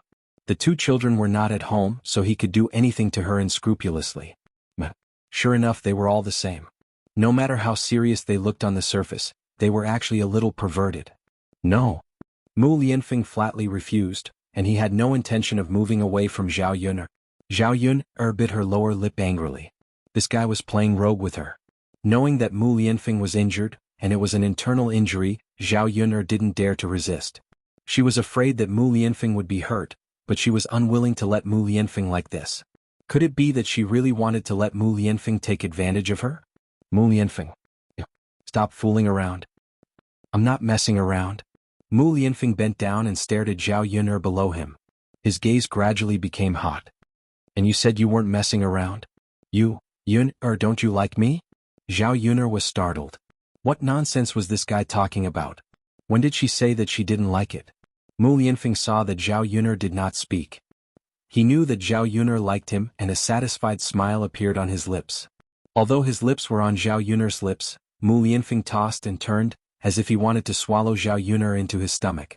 Zhao Yuner resisted at first, but when she couldn't resist, she simply sank into it. She still rarely got intimate with Mu Lianfeng because she was busy with too many things on a daily basis. In addition, the children were all in the same room. Even if Mu Lianfeng wanted to make a move on her, he had to consider the negative impact in front of the children. Now that Daodu and Tian were not here, Mu Lianfeng became unscrupulous. The two people's bodies became hotter and hotter. Mu Lianfeng reached out and wanted to untie Zhao Yuner's clothes, but he was stopped by Zhao Yuner. Yuner? Mu Lianfeng looked at Zhao Yuner with a somewhat blurred gaze. No, you can't. Zhao Yuner said with a red face. Yuner, you are my wife. The Emperor's imperial edict should be here soon. Mu Lianfeng's voice became softer, with a sense of charm. Zhao Yuner felt that Mu Lianfeng was instigating her to commit a crime. Damn, when a man became gentle, a woman really couldn't stand it. Zhao Yuner felt that her body was hot and wanted to vent. Of course, all of this was caused by Mu Lianfeng. Yuner. Mu Lianfeng's tone was pleading. Chapter 1609. Yuner, I know my own body best. Zhao Yuner didn't know what to say to Mu Lianfeng. Seeing Mu Lianfeng in heat, she knew that she probably couldn't escape. Since she couldn't escape, why not enjoy it once? These days, she really rejected Mu Lianfeng too much in this kind of thing. If this continued, she didn't know if this man would be stifled to death. Since the emperor had already bestowed the marriage, although they didn't receive the imperial edict in time because they were in a hurry to come back, it couldn't run away. After all, the monarch's words carried weight and he couldn't go back on his words. And in the future, if she could be together with Mu Lianfeng and become his wife, she would have to have this kind of relationship with him sooner or later. Since it would happen sooner or later, it was good for her to sink into it once. Seeing that Zhao Yuner didn't stop him, Mu Lianfeng gently kissed Zhao Yuner's forehead, and then began to undress Zhao Yuner. Zhao Yuner nervously stopped Mu Lianfeng. Wait. What's wrong? Mu Lianfeng looked at Zhao Yuner curiously and asked. That. Zhao Yuner blushed and weakly replied, Can you put out the candles? Mu Lianfeng saw that Zhao Yuner was shy, and with a palm wind, the candles were immediately put out, and the room was dark for a moment. However, it was because of the darkness that Zhao Yuner felt safe. Mu Lianfeng's hands continued, and the two quickly took off their clothes and their bodies were pressed together. Zhao Yuner experienced it for the first time, so her whole body was trembling. Be gentle. Zhao Yuner whispered shyly. I know, Yuner. Mu Lianfeng replied. The moment Zhao Yuner felt something enter her body couldn't help but stiffen. For the first time, even after giving birth to Daodu, she still felt some pain, but the pain wasn't that intense. With Mu Lianfeng's next movements, the pain gradually disappeared, and a very comfortable feeling spread throughout her body. The two gradually reached the top of the clouds and enjoyed the rare pleasure of intimacy. After the passion ended, Zhao Yuner lay on the bed, panting heavily. She was exhausted and the flush on her face didn't recede. Mu Lianfeng hugged Zhao Yuner tightly in his arms, and there was a layer of sweat. It was sticky. It was a pity that it was inconvenient to take a bath in this era. Otherwise, after finishing this matter, taking a hot bath would definitely make him feel refreshed. Sleep. Mu Lianfeng planted another kiss on Zhao Yuner's forehead. Zhao Yuner replied. Perhaps it was late at night, or perhaps it was because she was too tired. After Zhao Yuner closed her eyes, she quickly fell asleep. Early the next morning, Zhao Yuner went to pick up Daodu and Tian Tian. Liang Jinxiao saw that Zhao Yuner's face was scratched, and asked about the situation last night with concern. Zhao Yuner just replied casually, and didn't mention the thrilling incident last night, so that Liang Jinxiao wouldn't be worried. In the next few days nothing happened. Zhao Pinger stayed with the third branch these days, and Liang Jinxiao entertained her with good food and drinks. Seeing that Zhao Pinger relied on her injury to eat this and that, Zhao Yuner was very unhappy. Unfortunately, whatever she said to Liang Jinxiao was useless. In this case, she didn't need to waste that effort. Chapter 16:10. After all, when the new house was built, it meant that she could move in. The whole family didn't have to squeeze into the small thatched house, which was very inconvenient. Moreover, the big house was spacious, so it was more comfortable than the small thatched house that leaked wind and rain.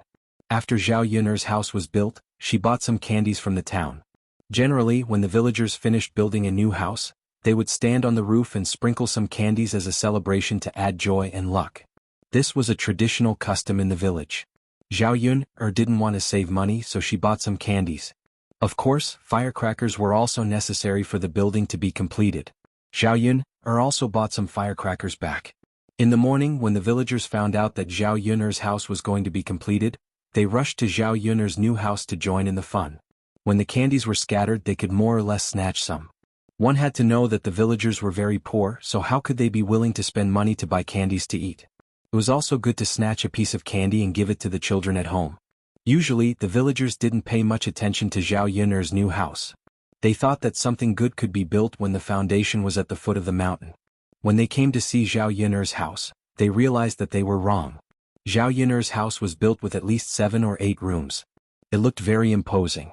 Moreover, Zhao Yuner's house wasn't built with the same broken thatched houses as the other villagers, but with brick and tile houses. The cost of building this kind of brick and tile house was very expensive. It cost a lot of money to build a house. Ordinary people simply didn't have the money to build it. Zhao Yuner not only built it but also built such a big house. It must have cost at least dozens of silver. The villagers were all amazed at Zhao Yuner's wealth.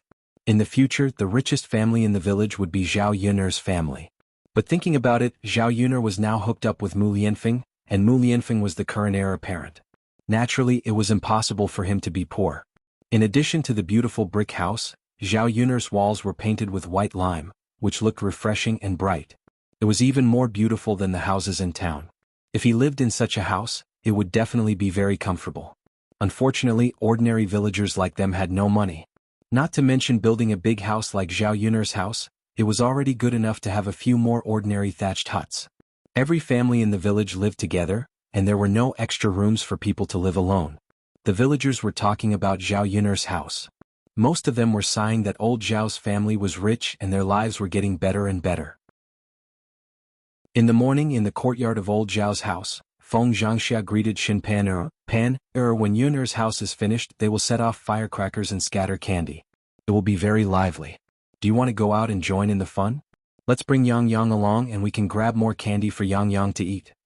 Xin Pan's family was somewhat rich, so she didn't care about these small things.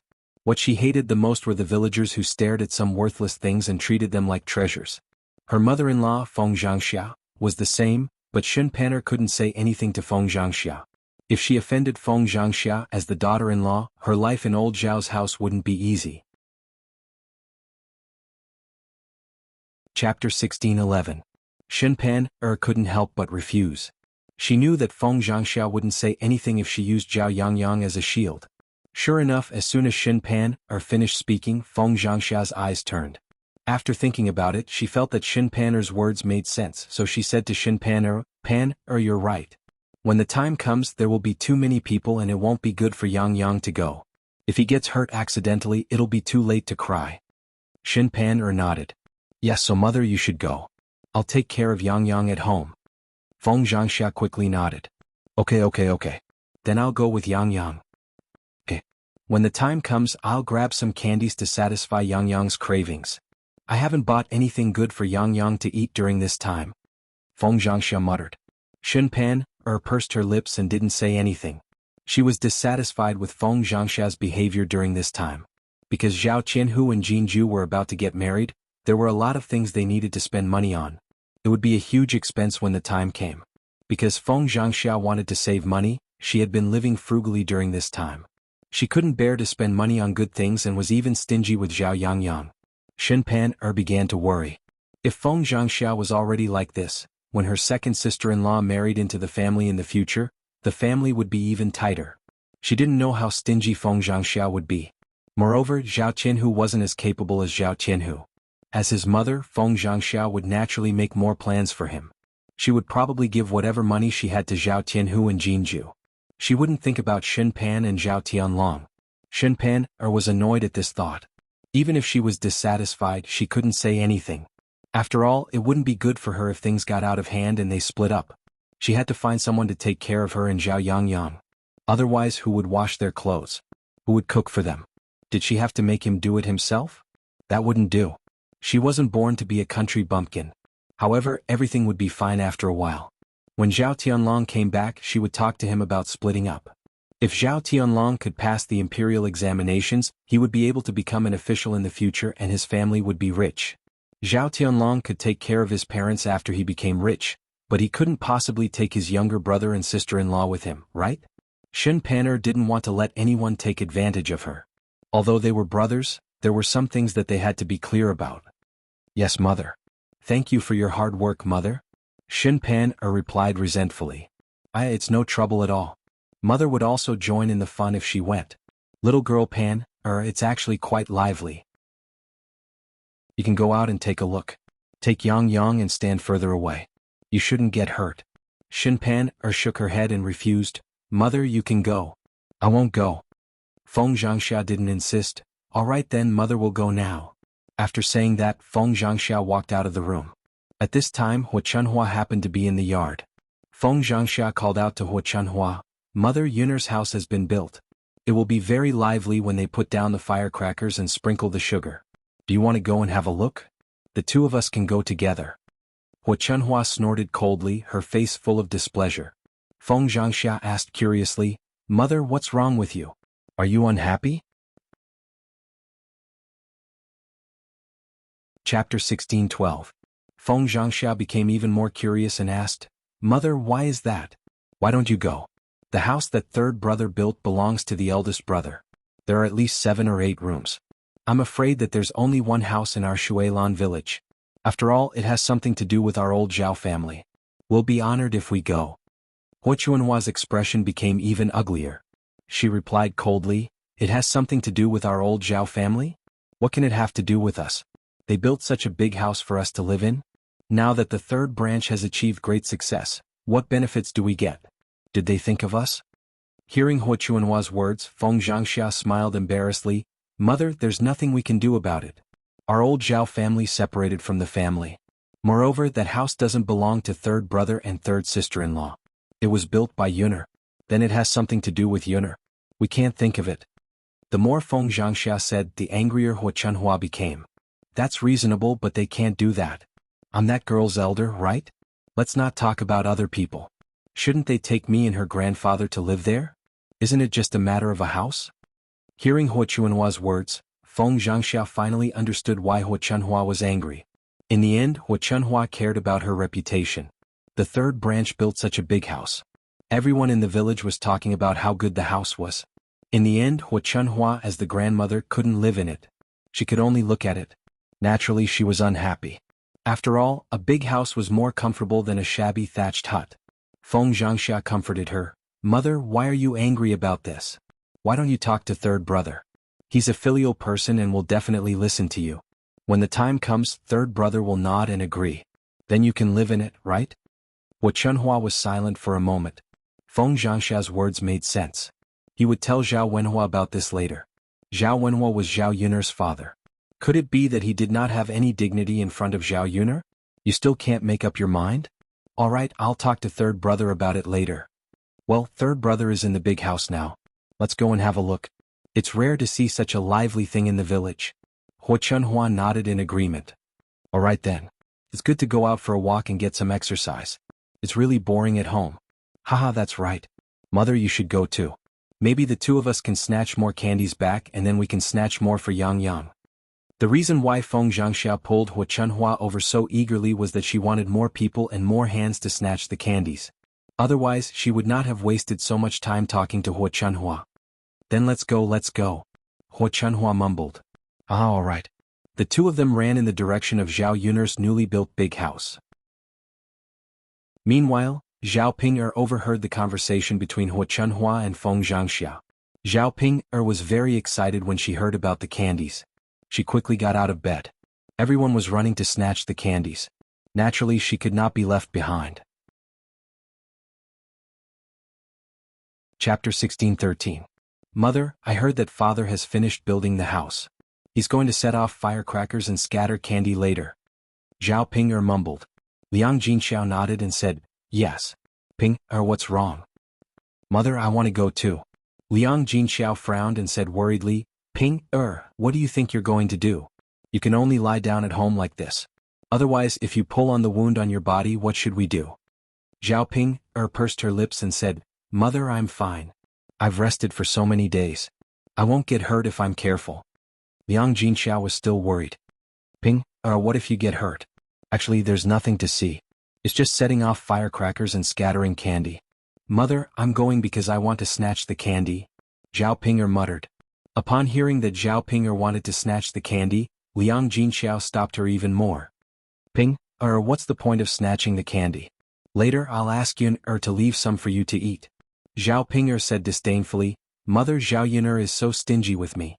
Would she be so kind as to leave me candy to eat? I'd better snatch it myself. Otherwise, I'll be scolded by her if I take her candy later. Zhao Ping'er knew that she should be soft-mouthed after receiving a gift. Liang Jinxiao sighed. Ping'er, then Mother will help you snatch the candy. You just rest at home and don't go out. Mother, why don't you let me go out? It's better if you help snatch the candy. The two of us can snatch more candy together. Liang Jinxiao felt helpless after being tormented by Zhao Ping'er. He had no choice but to say, all right then. But Ping'er, don't be too rough when you snatch it lest you hurt yourself. Zhao Ping'er replied faintly, got it. The two of them left the third branch's room together. Liang Jinxiao was afraid that Zhao Ping'er's body would not be able to take it. Along the way he reminded Zhao Ping'er to slow down and not be too anxious. Zhao Ping'er thought that Zhao Yuner's family had built a big house, so she asked Liang Jinxiao, Mother, the house is built. When will you move in? We'll talk about it after we get the furniture back. It'll probably be done in a day or two. It's very fast. Zhao Ping'er thought for a moment and asked, Mother, the house that Zhao Yuner built this time is so big that it can definitely fit a lot of people. Liang Jinxiao nodded and said, that's right. There are enough houses. This time I specially built a few more. I'm just afraid that there won't be enough space for more people in the future. Mother, then can I bring Brother Yuan and his family over to live here later? Isn't it good for us to live together? You don't know, but my in-laws' house is even more run-down than ours. It's not comfortable at all. Since Zhao Yun built a house with enough rooms, then let us move in too. Zhao Ping said it very casually and did not feel that there was anything wrong with it at all. However, Liang Jinxiao frowned and rejected directly. Ping, how can we do that? This has never happened before. How can we let your in-laws live with us? Mother, what's wrong with that? As long as there are enough houses. You're already living in a big house. You can't possibly let me go back to my in-laws' house to live in a rundown house alone, right? When Liang Jinxiao heard Zhao Ping's words, he felt that Zhao Ping was actually not sensible at all, even though she was already so old. Ping, it's not that mother doesn't want to let you go back to your in-laws' house to live in a rundown house. It's just that there's no reason for two families to live together. Chapter 16:14. How could Zhao Ping listen to Liang Jinxiao's words? She only felt that Liang Jinxiao did not agree. If you don't want us to live there, then so be it. When I earn money later, I'll also build a big house to live in. Liang Jinxiao's mouth twitched a little helplessly and said, Ping, girl, then I'll wait for you to earn money in the future.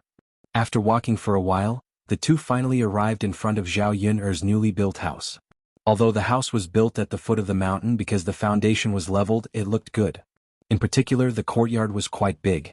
Coupled with the big house, it looked very imposing. In the village, this kind of house was definitely luxurious and unique. When Zhao Ping and Liang Jinxiao arrived, most of the villagers came to join in the fun, especially the children. Children were the most gluttonous. They hoped that when the candy was scattered, they could grab a few more candies to eat. The villagers gathered together were all chattering and exclaiming that Zhao Yun's newly built house was really luxurious. If they could live in this kind of house, it would be very comfortable. Unfortunately, they could only look at it. They could not live in it. After all, they were ordinary poor people and did not have so much money to build a house. Old Zhao's family is really lucky. In the village, their house is now the best built. Isn't that so? I don't know if the ancestors of old Zhao's family are really lucky. How did the whole family become rich in just a year? Didn't you hear that Zhao Baoshan built a tomb for the ancestors? It's probably because of the blessings of the old ancestor in heaven. That's why the old Zhao family has become prosperous. Hearing this, the villagers felt that it was very reasonable. Now, the only explanation that could explain the continuous happy events in old Zhao's family was the blessing of the ancestors. Otherwise, who could explain which family would have so many happy events in a year under normal circumstances? However, Zhao Baojuan's family was the most unhappy about this reason. At that time, they had built the ancestral grave for the old ancestor's family. If this was a blessing, why didn't the old ancestor bless their family? Why did all the good things go to Zhao Baoshan's family? It was obvious that the elder ancestor had done it on purpose. If they had known earlier, they would not have gone to repair the ancestral tomb. There was no benefit in doing so. It's going to be sweets, cried someone. And then, wait for me. We're setting off the firecrackers first. What's the rush? Zhao Wenhua first took out the firecrackers and exploded them. Then he took the ladder and the candies and stood on the roof. The people who came to join in the fun were already waiting below, hoping that Zhao Wenhua would scatter the candies as soon as possible. Don't push. What are you doing? Exactly. Why are you squeezing? Ouch, you stepped on my foot. Stop squeezing, it's so annoying. Seeing where Zhao Wenhua was standing, the crowd hurriedly squeezed in front of Zhao Wenhua. A group of people pushed each other and the scene was a little chaotic. Everyone was afraid that they would not be able to snatch the candies and fought to be first. Zhao Yun looked at the villagers and shook her head. It would be good if they did not fight over the candies later. It was just some candies. As for that, Zhao Wenhua steadied himself and began to scatter the candies with the bag in his hand. Fortunately, Zhao Yun bought a lot. Otherwise, with so many people here, there would not be enough candies to snatch. Chapter 16:15. Zhao Wenhua was afraid that the fight would get too intense, so she hurriedly scattered a few more handfuls of candies in other directions. This way the villagers would split up and fight for the candies so that there wouldn't be too much chaos. One by one, the villagers squatted down and grabbed the candies on the ground, afraid that they would miss one and have it snatched away by someone else. When Zhao Ping saw the candy umbrella coming over, she hurriedly urged Liang Jinxiao, "Mother, hurry up and snatch the candies. Why are you wasting so much time?" Liang Jinxiao hurriedly squatted down, grabbed a few candies from the ground, and stuffed them into her pocket. Zhao Ping'er didn't fall behind. When she saw the candies beside her, she hurriedly reached out to grab them, not giving anyone a chance to snatch them away. When the candies beside her were all snatched, Zhao Ping'er hurriedly shouted at Zhao Wenhua, who was on the roof, "Father, hurry up and scatter more candies over here. Don't scatter them elsewhere." Zhao Ping'er's voice was very loud, so Zhao Wenhua naturally heard it and scattered a few more handfuls in Zhao Ping'er's direction. However, the other villagers rushed over like a swarm of bees and squeezed Zhao Ping'er out in an instant. She fell heavily to the ground and pain immediately spread throughout her body. Zhao Ping'er was furious.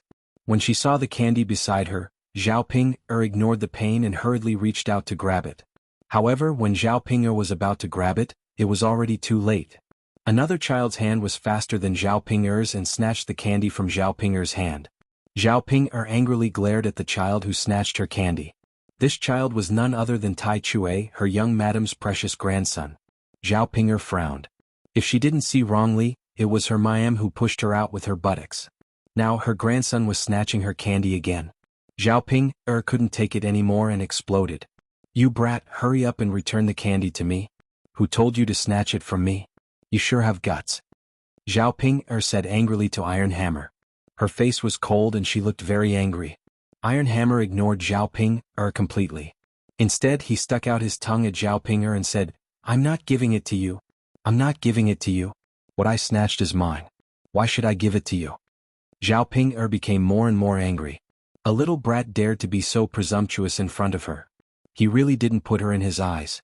If she didn't make a move and teach him a lesson, wouldn't this child turn the sky upside down? Zhao Ping'er endured the pain on her butt and got up from the ground. She walked in front of Iron Hammer and grabbed him by the collar. She threatened him, "Hurry up and return it to me. Otherwise, I'll beat you to death." Iron Hammer struggled in Zhao Ping'er's hand. Unfortunately, Zhao Ping'er was much bigger than him. Iron Hammer couldn't break free and shouted at Zhao Ping'er, "Let go of me, let go of me." Zhao Ping'er wouldn't let Iron Hammer go so easily. She continued in a fierce tone, "Give me the candy and I'll let you go. Otherwise." Iron Hammer ignored Zhao Ping'er's threat and continued to struggle. He also kicked Zhao Ping'er's leg a few times. Zhao Ping'er felt a burst of pain. She gritted her teeth and glared fiercely at Iron Hammer. "You brat, you really turned the sky upside down. I'll teach you a lesson. It seems that you don't know what's good for you." Iron Hammer was a little scared by Zhao Ping'er's fierce gaze. However, it was impossible for him to hand over the candy. Chapter 16:16. "Little brat, you won't let go of me. What are you going to do about it?" Tai Chue hurriedly shouted at Madame Hu, "Grandma, Grandma, someone is bullying me. Hurry and help me. A bad woman wants to beat me up." Madame Hu was originally focused on snatching candy from the ground and didn't know what was happening. When she heard Tai Chue's shout, she looked over and saw that Zhao Ping'er was actually touching Tai Chue. Tai Chue was Madame Hu's precious grandson, so Madame Hu naturally couldn't bear to see Tai Chue being bullied. Thus, she angrily rushed over to Zhao Ping'er and questioned Zhao Ping'er, "Last Ping'er, what are you doing? What right do you have to bully my Tai Chue? Did my Tai Chue offend you? How can you hit a child? You're already an adult, so how can you do that?" Zhao Ping'er angrily said, "So what if I hit him? Who told him to snatch my candy? Tell him to return the candy to me and I'll let him go." Upon hearing Zhao Ping'er's words, Madame Hu became even angrier. She pointed at Zhao Ping'er and scolded, "Last Ping'er, how can you be like this? How old are you, yet you're still snatching candy from a child? Moreover, this is your family's house. How can your own family run over here to snatch candy from others? Aren't you afraid of being laughed at?" Zhao Ping'er didn't blush when she was scolded by Hu Shi. Instead, she said very matter-of-factly, "Who said that my family's candy can't be snatched by others? So what if I snatched it? Eldest young mistress, you knocked me down just now and injured me. I haven't even taken it to heart yet. Let's take it to heart now. Also, this brat kicked my leg a few times. It really hurt." Madame Hu wasn't someone who was easy to deal with. Upon hearing Zhao Ping'er's words, she immediately slapped her thigh and shouted, "Io, there's no justice in this world. There's really no justice in this world. How can she be like this?" At this moment, Zhao Wenhua finished scattering her candy. The villagers who came over to join in the fun also finished snatching their candy. When they heard Madame Hu's shout, they looked over at her. "What's going on? Why is it so noisy?" "Yeah, what's going on?" Seeing that the villagers were paying attention, Madame Hu began to complain, Everyone, come and be the judge. Look at that girl Ping. What did that girl do? My family's iron hammer only snatched some candy, yet he's still holding onto my family's iron hammer and won't let him go. Right now, he's clamoring to teach my family's iron hammer a lesson. Hearing Madame Hu's words, the villagers began to condemn Zhao Ping. What's wrong with this Zhao Ping? She's so calculative with a child. That's right. He's already so old, yet he's still so immature. Who in our village would argue with a child? Sai, the eldest daughter of old Zhao's third wife, is such a weirdo. She often does such things, so there's nothing strange about it. That's right, I've always heard that the eldest daughter of the third branch isn't a good person. It was one thing to be scolded by Madame Hu, but now, even the villagers were slandering her. Zhao Pinger couldn't take it anymore and retorted, "It was clearly one of you old things who pushed me and fell. A little brat snatched my candy. How can it be that I'm being unreasonable?" Madame Hu pursed her lips and said, "Then I didn't do it on purpose. I didn't mean to hurt you. Iron Hammer is also a child." "That's right. Pinger lass, you're in the wrong. You're too calculative." Chapter 16-17. Today is an auspicious day for your family to build a new house. Don't make trouble, lass. You're making everyone unhappy and ruining this festive day. That's right. So what if she snatches a piece of candy? What's the big deal? Ping, don't be so calculative. The candy belongs to your family. You can eat as much as you want. Why must you fight with a child? The surrounding villagers were all helping Madame Hu and criticizing Zhao Pinger. It was not that they were close to Madame Hu, but they really could not stand Zhao Pinger's behavior. Zhao Pinger was used to being arrogant and willful. It was difficult for her to yield to her. Ignoring what the surrounding people were saying, Zhao Pinger continued to grab Iron Hammer by the collar and scolded him, "Hurry up and hand it over, little brat. Don't be so shameless." Madame Hu slapped her thigh and shouted to the villagers, "Fellow villagers, did you hear that? Pinger is already acting like this. How can she be reasonable?" The villagers started to chatter again, criticizing Zhao Pinger's behavior. Zhao Pinger felt that it was all Madame Hu's big mouth that incited the villagers, so she glared at Madame Hu. A warning voice sounded, "Damned old hag, you'd better go overboard. Otherwise I'll deal with you too." Oh my, did everyone hear that? This Pinger even said that she'll deal with me too. Is this how you treat your elders? What kind of bad luck did old Zhao's family have to give birth to such a lass?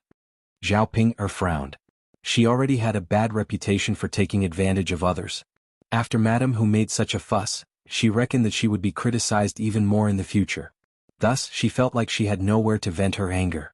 Hearing the commotion, and Liang Jinxiao clearly saw the whole situation from the side, he knew that Zhao Pinger had indeed gone overboard. No matter what, Iron Hammer was still a child. If he snatched a piece of candy, then let him snatch it. It wasn't like he had another piece of candy to eat. But Zhao Pinger refused to let go of the hammer. Now, with such a ruckus, the third branch was seen as a joke by others. Seeing that Zhao Pinger didn't intend to let go of the hammer, Madame Hu's eyes fell on Liang Jinxiao. She scolded Liang Jinxiao, "Third niece-in-law, why are you still in a daze? Why don't you hurry up and persuade Pinger? I don't know why your family members are fighting over the candy scattered by your own family. Weren't they usually snatched by outsiders? This is the first time the village has encountered such a thing." After Liang Jinxiao heard this, he felt a little embarrassed and smiled at Madame Hu. Then he walked over to Zhao Pinger and persuaded Zhao Pinger, "Pinger, hurry up and let go of the hammer. Let's just forget about this matter." Zhao Pinger curled her lips, her face filled with displeasure. "Why should I? Mother, I don't agree. I won't let go." This child later on, ask Yun to bring you more candy to eat. Don't be so calculative with Iron Hammer. No, mother, this little brat is very unreasonable. I can't stand seeing him like this. Liang Jinxiao sighed and felt a little tired. Ai Ping, if you say let it go, then let it go. Don't make a fuss. If you continue to make a fuss, mother will be angry. Zhao Pinger was silent for a moment, as if she was thinking about Liang Jinxiao's words. She felt that Liang Jinxiao was just bluffing and there was no need to pay attention to him. Chapter 16-18. Liang Jinxiao choked on Zhao Pinger's words and her eyes were filled with disappointment. She had been serving Zhao Pinger all these days. How could Zhao Pinger not know? How could she say such words? It was really too sad. This girl was probably too naive. No matter how good she was to her, she wouldn't know. Pinger girl, it's not that I'm biased, But why are you making such a fuss on such a festive day? There are so many people here. Aren't you afraid of being laughed at? How old are you? There are some things that you should understand. Why are you still letting me talk to you? Zhao Ping'er wanted to say something, but she was interrupted by Liang Jinxiao. Hurry up and let go of Tai Chui. If you continue to make a fuss, you can go back to your in-laws' house. Even your maternal family can't keep you. When Zhao Ping'er heard that she was going back to her in-laws' house, Liang Jinxiao's attitude was still very firm. His face was cold and he didn't seem to be joking. Zhao Ping'er hesitated. She thought that if she went back to her in-laws' house, she wouldn't have so many good days. After all, Liang Jinxiao would provide good food and drink at her maternal family's house. Her life would be much more comfortable than at her in-laws' house. After hesitating for a while, Zhao Ping'er released Tai Chui's collar. However, before she let go of Tai Chui, she warned him, "You little brat, don't let me see you next time. Otherwise I'll skin you alive." Tai Chui was so scared that he quickly rushed behind Madame Hu and complained, "Grandmother, look, this ugly monster is so fierce. He even threatened me." Madame Hu snorted and said, "With grandmother here, he wouldn't dare to do anything to you." Yes. Tai Chui nodded heavily. He believed that with Madame Hu here, no one would bully him. As for Zhao Ping'er, she ran away from her unscathed. Tai Chui proudly stuck out his tongue at Zhao Ping'er. Zhao Ping'er was infuriated at first glance, but when she thought of Liang Jinxiao's words, she couldn't argue with Iron Hammer. In any case, the next time he saw Iron Hammer, he would definitely beat him up. When Madame Hu saw the hammer in front of her, she was still unhappy with Zhao Ping'er, so she continued to chatter. "I say, third niece-in-law, the children in the family should be properly disciplined. Don't be so immature at their age. If others see them, they will say that our old Zhao family has no manners. You've embarrassed old Zhao's family." Liang Jinxiao pursed his lips and replied, "Auntie, you're right. I'll take note of that." Madame Hu snorted, "It's good that you know." After saying that, Madame Hu took the hammer and left. Since they had finished snatching the candies, there was no reason for them to stay. Zhao Ping'er angrily walked over to Liang Jinxiao and said to Liang Jinxiao, "Mother, look at her. That face of hers?" Liang Jinxiao glared at Zhao Ping'er and said, "Shut up and stop talking. Don't you find it embarrassing?" Zhao Ping'er swallowed the words that she wanted to say. She saw Liang Jinxiao's frightening expression. If she said another word, Liang Jinxiao would probably fly into a rage. The surrounding villagers were still joining in the fun. Feng Zhangxia had managed to snatch some candies and was satisfied. However, because there were so many people, on average each person did not manage to snatch a lot of candies. She only wanted to let her children have a taste of the candies. Now that the commotion over Zhao Ping'er's matter was over, the villagers started to talk about Zhao Yun'er's house again. Feng Zhangxia saw that Zhao Wenhua seemed to have kept some candies after scattering them. She started to think about the candies in Zhao Wenhua's hands. Chapter 16-19. "Ah, third brother, today is your family's big day. Congratulations," Feng Zhangxia said with a smile. Zhao Wenhua also smiled and replied, "Thank you, sister-in-law." "Haha, third brother, look. So many people came today to join in the fun. Your third branch is really proud. You built such a big house. Everyone in the village is envious of you." Zhao Wenhua's face also revealed a proud smile. "The house is really big, but it's all thanks to Yun'er. Otherwise, how could Yun'er's mother and I get so much money to build the house?" Feng Zhangxia smiled and replied, "That's right. Yun'er is really capable. She's the most capable person in old Zhao's family." Zhao Wenhua laughed heartily. "Sister-in-law, don't just praise Yun'er. If we're talking about capability, who in old Zhao's family is more capable than Tianlong? When Tianlong's child becomes a provincial official in the autumn examination, he can become an official. Then you'll be the wife of an official. In our village only you have this good fortune. Don't you think so, sister-in-law?" Speaking up to this point, Feng Zhangxia also felt proud, and a proud smile appeared on her face. When it came to their family's Tianlong, there was indeed no one more capable than Zhao Tianlong. Of course, this still had to wait. She could only show off when Zhao Tianlong really passed the examination. Otherwise, she would definitely be laughed at by others. They're all capable. Haha, it's all old Zhao's good fortune. That's right. Zhao Wenhua sighed. Feng Zhangxia stared at the candy in Zhao Wenhua's hand. "Third brother, can you give me some of your candy? I'll give it to my Yang when we get back." Zhao Wenhua hesitated for a moment. He was too embarrassed to refuse, so he grabbed a handful and gave it to Feng Zhangxia. Sister-in-law Daodu and Tianfu still have to eat the rest. Tianyu didn't come today. You have to give some to Tianyu later. Feng Zhangxia replied, okay, that's good.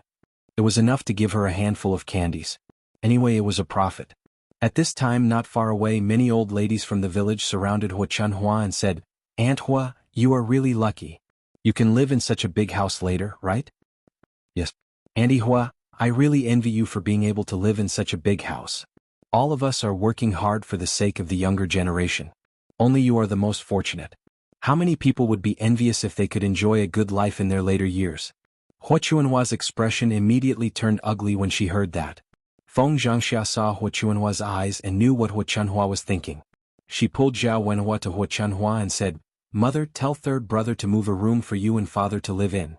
Zhao Wenhua was stunned and didn't understand what Feng Zhangxia meant. Sister-in-law? What are you talking about? Zhao Wenhua asked weakly. Hua Chunhua was too embarrassed to say anything, so she gave Feng Zhangxia a look. Feng Zhangxia smiled and explained, Third brother, look at how big your house is and how many rooms there are. Why don't you move a room for father and mother to live in? Father and mother are old. At their age, living in a big house must be much more comfortable. Third brother, mother always talks about how filial you are. Now that your third branch has a big house, you should naturally bring father and mother to enjoy life together. You can't let them live in that rundown house, right? Chapter 16:20. Actually, he had never thought of letting Hua Chunhua and Zhao Baoshan move in together. After all, Zhao Yuner was the one who paid for the house, and Zhao Yuner only said that the third branch would move in. She did not mention Zhao Baoshan and Hua Chunhua. In addition, their old Zhao family had split up, and now they were living their own lives. How could they still live together? He could not make the decision on this matter. If Hua Chunhua and Zhao Baoshan really wanted to move in, they had to get Zhao Yuner's permission first. Zhao Wenhua hesitated and did not know what to say. Feng Zhangxia hurriedly said, I say, third brother, isn't it just a matter of one house?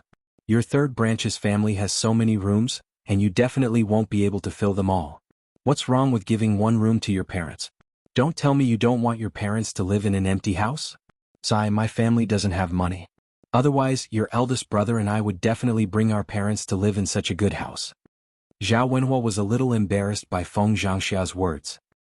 His sister-in-law had not built a house yet, so it was easy for her to say it. If she really built a house, he did not know what would happen. However, his family would build a house first and wait for Zhao Baoshan and Hua Chunhua to move in. Then, his sister-in-law would continue building. Those two old people could not move from one big house to another, and they would not live with the first branch. However, Feng Zhangxia's words made him look too unfilial as a son. His parents had raised him up with great difficulty, and in the end he could live in a big house and enjoy life, but he did not bring his parents along. But, sister-in-law? Zhao Wenhua was about to explain something, but when Hua Chunhua saw Zhao Wenhua's unhappy expression, she angrily interrupted Zhao Wenhua and reprimanded Zhao Wenhua. Third brother, you are an unfilial son. When you were young, you were raised by your mother's feces and urine. When you grew up, you completely forgot about your mother, right? When the villagers heard this, they also scolded Zhao Wenhua. What? So old Zhao's third branch did not let Aunt Hua and Uncle Zhao live there? How can this be? Such a big house, as a son, shouldn't he bring his parents to live in it? If I gave birth to such an unfilial son who built a big house and didn't let me live in it, I would definitely break his legs later. How can people lose their hearts when they have money? Have they forgotten who raised him? Hearing the criticism around him, Zhao was a little. If word spread like this, wouldn't he become the representative of the village's unfilial son? Zhao Yunlong became more and more embarrassed. After thinking for a while, he could only say, Mother, it's not that I don't want to bring you and father to live together. It's just that this house isn't mine to begin with. It's Yuner who paid for it. This title deed and house deed are all written in Yuner's name. Whoever she wants to live in can live in. Yuner's mother and I can't make the decision. Hua Chunhua glared at Zhao Wenhua. Third brother, isn't this an excuse? Yun, this girl is your daughter. Don't tell me she doesn't listen to you as her father? I don't believe that she will say no if you say yes. Of course I say no. Zhao Yuner's cold voice drifted over. Seeing that Zhao Wenhua was being bullied, if she didn't stand up for Zhao Wenhua now, wouldn't she just let him be bullied? Chapter 16:21. When she was living a hard life, she didn't see old Zhao's family helping her. Now that the third branch could live a comfortable life, why should she bring others to enjoy it with her? What did they do? Feng Zhangxia pretended to be a good person and said, "Yuner, you can't be like this. After all, your grandmother is your grandmother and your elder. Now that you can live in a big house, you should bring her with you. When you're old, you can't stand the torment. Let your grandfather and grandmother live in a big house in their later years and enjoy some happiness." The surrounding people echoed, "That's right. What's wrong with bringing elders to live in such a big house? After all, it's still empty. As a family, you should be more filial. Yuner, don't be too stingy. Bring the two elders to live with you." Seeing that the villagers tied this matter to morality, if she didn't bring Zhao Baoshan and Hua Chunhua to live with her, she would probably be labeled by the villagers. However, there were too many situations like this. Zhao Yuner didn't care what others said. Anyway, she wouldn't agree or give in. "Eldest aunt, it's easy for you to say that. Back then I was chased out of old Zhao's family. You know how much I suffered. At that time, you didn't care about me and even stabbed me in the back, making my life more difficult. Why didn't I see you do anything? Now that I'm living in a big house, it has nothing to do with old Zhao's family. Why should I bring my grandfather and grandmother to live with me? Besides, after we separated from the family, I established a female household. You didn't want to have anything to do with me in the first place. Now that you see that I'm living a good life, you eagerly come over," Zhao Yuner said mercilessly. Hearing this, Feng Zhangxia felt a little embarrassed, and Hua Chuanhua's face turned red with anger. The surrounding villagers with a conscience still said something fair. Yuner's words aren't unreasonable. At that time, old Zhao's family went too far. Yuner suffered a lot. That's right. Yuner really didn't have it easy. It wasn't easy for her to get to where she is today. He remembered that there was a year when he almost starved to death. Fortunately, the people in the village helped him. Otherwise, he would have lost his life. At that time, old Zhao's family didn't do anything. They were stingy and didn't care about Yuner at all. There's nothing wrong with what Yuner is doing now. Previously, old Zhao's family had gone too far. In reality, there were too few people who repaid evil with good. Therefore, everyone could understand Zhao Yuner's actions. They didn't catch Zhao Yuner to criticize Zhao Yuner anymore. Hua Chunhua was unwilling, but she couldn't say anything. However, she was still unhappy that she wasn't able to live in Zhao Yuner's big house. Feng Zhangxia didn't think much of it. She just thought that if Zhao Tianlong became rich in the future, Hua Chunhua and Zhao Baoshan wouldn't still want to live with the first branch, right? She was naturally unwilling. If she lived with them, wouldn't it mean that the first branch had to take care of the two old people? They were already separated from the family, so what was the point? Most importantly, she didn't like Hua Chunhua. The old woman was usually very talkative and liked to point fingers. She used her status as a mother-in-law to order her to do this and that. If she didn't do a good job, she would be scolded. It was better not to live with them. Chapter 1622. Feng Zhangxia was thinking that if she could persuade Hua Chunhua to build her own house, Hua Chunhua would definitely not live with the eldest branch after she built her own house. When Zhao Tianlong passed the provincial examination, she would not have to worry about Hua Chunhua making a fuss and living with them. Hua Chunhua frowned. "Build your own house?" "Yes, build your own house. Mother, didn't little sister give a lot of betrothal gifts? Why keep so much money and not spend it? You might as well build a house. It won't cost too much. Sometimes you have to enjoy it. Otherwise, you won't be able to bring it with you when you die. Who will you save all that money for? You and father are getting old. Who knows how many more years you can enjoy it?" Hua Chuanhua's face darkened when she heard this. She started scolding Feng Zhangxia. "Eldest daughter-in-law, how can you say that? Are you cursing your father and I to die? How can you talk like that?" Feng Zhangxia suddenly realized that she had let it slip. Although what she said was true, it was taboo for the elderly. Feng Zhangxia pursed her lips and smiled embarrassedly. "Mother, no, I'm not cursing you and father. I just want to advise you to enjoy it as much as you can now. Don't regret it when you can't. It's fine if you don't have money, but if you have money, why should you save it?" Hua Chunhua sighed and said worriedly, "You can't say that. You can only be at ease when you have money in your hands. If you spend it, what if you need it urgently in the future and can't take out the money?" Feng Zhangxia pursed her lips and smiled. "Mother, you can't say that. How can you spend too much money in the future? Moreover, mother, think about it. Little sister married such a rich man. If you really don't have money, can't you just look for little sister?" Hua Chunhua was silent for a moment. She thought that Feng Zhangxia's words made sense. She had forgotten that she had a daughter who was rich. Thus, she gritted her teeth and said, "Fine, we'll build a house. That Yun'er girl is very arrogant and stingy. She likes to haggle over every little thing. Later, I'll build my own house to piss her off." Feng Zhangxia giggled in response, "That's right, mother. Building your own house will be so carefree. You don't have to live under someone else's roof." "Eldest daughter-in-law, what you said makes sense. I'm already so old, but I can't stand that wretched girl's anger. Later, I'll discuss it with your father and buy a house." Okay, mother." Feng Zhangxia smiled even more happily, seeing that Hua Chunhua was finally convinced by her. Now that the third branch is about to move out, Hua Chunhua and Zhao Baoshan will also have to move out when they build a house. Would have two rooms as have a house have a house. Since Zhao Qianhu was about to get married, they definitely had to build a house for Zhao Qianhu's wedding. They couldn't wait for Zhao Qianhu to get married and squeeze in the same house with them. He had to inform Zhao Wenhua and ask Zhao Wenhua to give the empty room to Yun'er's first branch to be used as Zhao Qianhu's wedding room.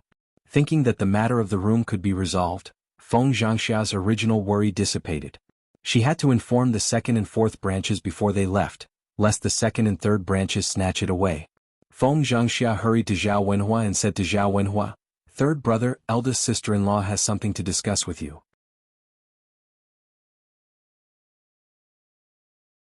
Chapter 1623. Feng Zhangxia seemed a little embarrassed as she said, "That? Third brother, you know that Tianhu is about to get married. But we don't have that many rooms when we're all living together.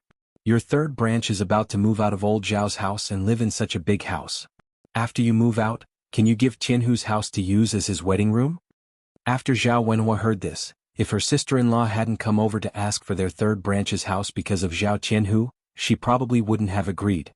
She thought about how her nephew, Zhao Tianhu, treated her third branch very well and would help them out whenever they needed. Now that Zhao Tianhu was about to get married and lacked a house, and since her third branch was about to move out, it wasn't impossible to give a house to Zhao Tianhu. Zhao Wenhua thought for a moment before nodding and saying, "Eldest sister-in-law, that's fine. After we move out, the room will be used as Tianhu's wedding room."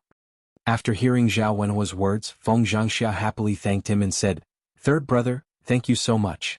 Our Tianhu's wedding room problem is finally solved? Otherwise, I don't know how to get a house for him." Zhao Wenhua's mouth twitched.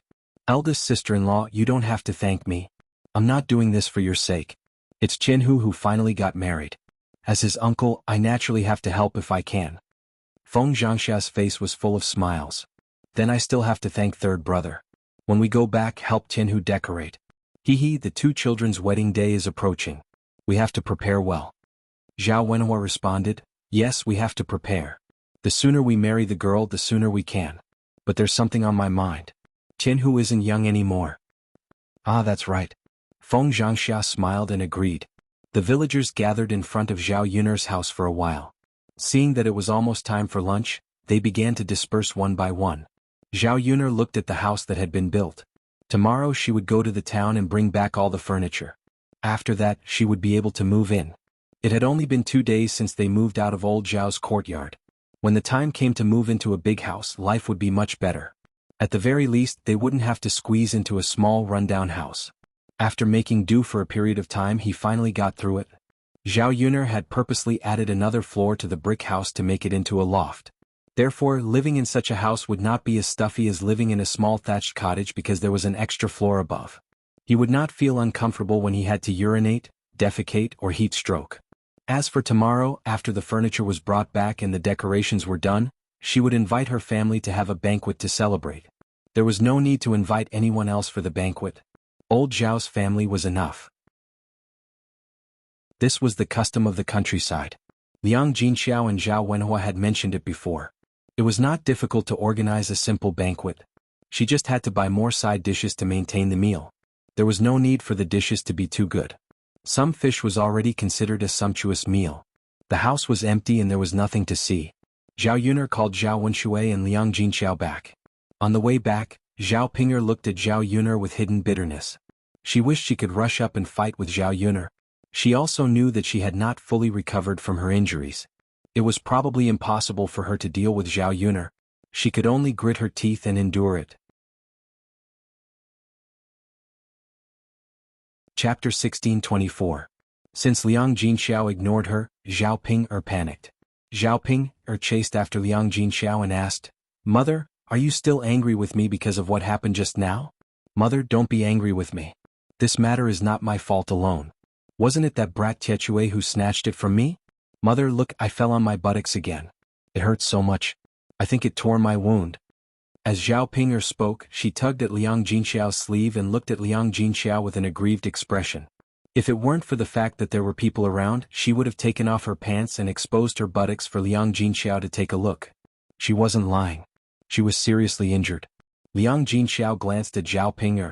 Zhao Ping's words still showed no signs of repentance. Liang Jinxiao felt that she had done nothing wrong. This made Liang Jinxiao feel very tired. What she feared the most was Zhao Ping's unrepentant attitude. How could she forgive her easily if she didn't even know what she had done wrong? This girl, she had spoiled her too much and treated her too well. That was why she had developed such an insensible character. Sometimes she didn't know what she should do and what she shouldn't do. You should reflect on yourself. Liang Jinxiao pulled her sleeve out of Su Er's hand. Zhao Ping was stunned. She didn't expect Liang Jinxiao to be serious with her. Looking at the situation, Liang Jinxiao wouldn't be able to recover in a short time. Zhao Ping pursed her lips and said, "Mother?" Liang Jinxiao took a deep breath and said to Zhao Ping, in 2 days our third branch will move to the big house. At that time, it will be inconvenient for you to live there. After all, this house was built by Yun. You two sisters like to quarrel when you are together. If you quarrel later, it will affect the harmony. You've almost fully recovered these days. Mother thinks you can go back to your in-laws' home." Liang Jinxiao meant that he wanted to drive Zhao Ping away. Zhao Ping did not expect that Liang Jinxiao would take the initiative to chase her away. She hadn't enjoyed enough of this good life yet. She wouldn't be so happy if she returned to her in-laws' home. Zhao Ping pursed her lips and said to Liang Jinxiao, "Mother? I haven't recovered from my injury yet. I don't know when I'll recover. I haven't lived in such a good house yet. What's wrong with letting me live there for a while?" After hearing Zhao Ping's words, Liang Jinxiao hardened his heart and said, "That won't do. You haven't lived there before. Go back and save up money to build a house. This is Yun'er's house. Even father and mother can't bring you to live there. Tomorrow you can pack up and go back to your in-laws' home." Liang Jinxiao knew very well that if Zhao Ping and Zhao Yun lived together, there would be chaos. Moreover, Zhao Ping was insensible. Who knew what kind of trouble she would cause? It was better to let Zhao Ping go back to her in-laws' home early so that she wouldn't cause trouble later. During this period, Zhao Ping had almost fully recovered from her injury. It shouldn't be a big deal when she returned to her in-laws' home.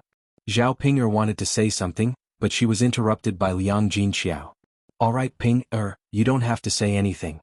It's settled then." Zhao Ping was reluctant, but Liang Jinxiao was insistent. This was the first time his attitude was so unyielding. There was nothing she could do. She could only say, "All right then, Mother, but I'm going back tomorrow. You have to cook a good meal for me today, right? I don't know how long I'll have to wait before I come back." Chapter 1625. Upon hearing Zhao Ping's words, Liang Jinxiao frowned. She had indeed promised Zhao Ping that she would kill a big rooster and fry it for her to eat. However, Zhao Ping had been bitten by little Hay and caused a commotion, so the matter was left unsettled. She had not thought of killing a rooster for Zhao Ping to eat during this period of time. Now Zhao Ping had actually brought it up again. Liang Jinxiao was silent for a moment, unwilling to do so. She was still a little angry when she thought of the commotion Zhao Ping had caused today. This girl better not be too nice to her. Zhao Ping continued to stare at Liang Jinxiao eagerly and coaxed Liang Jinxiao, "Mother, I'm leaving tomorrow, so please don't be so calculative with me. When I return to my in-laws' house, I won't have such good food to eat, so I'll definitely miss our family's food. Mother, can't you satisfy me before I leave?" Liang Jinxiao did not say anything. Zhao Ping tugged at Liang Jinxiao again and said, "Mother, you can't go back on your word." Seeing Zhao Ping pestering her like this, Liang Jinxiao felt a little helpless. She knew that if Zhao Ping did not get to eat, she would probably make a fuss again. Thinking that Zhao Ping would be leaving tomorrow, this rooster would be a farewell gift for Zhao Ping. Zhao Ping would definitely not have anything good to eat when she returned to her in-laws' house, so her life would be miserable. Liang Jinxiao sighed and said, "All right then, Ping girl, I'll catch a big rooster for you to eat tomorrow." "Mother, aren't we going to have a chicken dinner tomorrow when we enter the house? If there's something else to eat, why would we eat a big rooster? Liang Jinxiao frowned and said to Zhao Ping, what do you mean? If you don't know how to eat rooster and leave, what chance do you have to eat it? Zhao Ping licked her lips and replied with a grin, Mother, why don't we eat it today? It just so happens that there aren't any good dishes today. Because the men who had been working had finished their work and gone back. When the workers were here, the third branch had to prepare some good dishes. Now that the workers were gone, the third branch naturally didn't have to prepare such a sumptuous meal. At noon he casually prepared some food to deal with it. The quality of the food immediately dropped by a lot. Zhao Ping missed the days when the workers were still around. At least she could eat a lot every day and live a happy life. Thinking about all kinds of delicious dishes, Zhao Ping could feel her mouth watering. Then she couldn't help but swallow. Liang Jinxiao said, Ping girl, how can we roast a big rooster today? We let the rooster out in the morning when we woke up. Where can we catch a chicken and roast it? Mother, I'll go back and look for it later. When I find it, I can catch it and roast it, right? Can you catch it? Mother, if I can't catch it, then I won't eat it. But if I catch it, you have to cook it for me tonight, okay? Alright then. If you can catch it, I'll cook it for you tonight. If not, we'll talk about it later. Okay. Zhao Ping agreed eagerly. When she thought of the fragrance of the braised rooster, she craved it even more. Even if she was going home, it was a good thing that she could eat a good meal before going home. Otherwise, when she thought of the family Qin food, Zhao Ping would stay at old Zhao's house and refuse to leave. Life had been difficult these days. She hadn't been able to earn money in Sun City.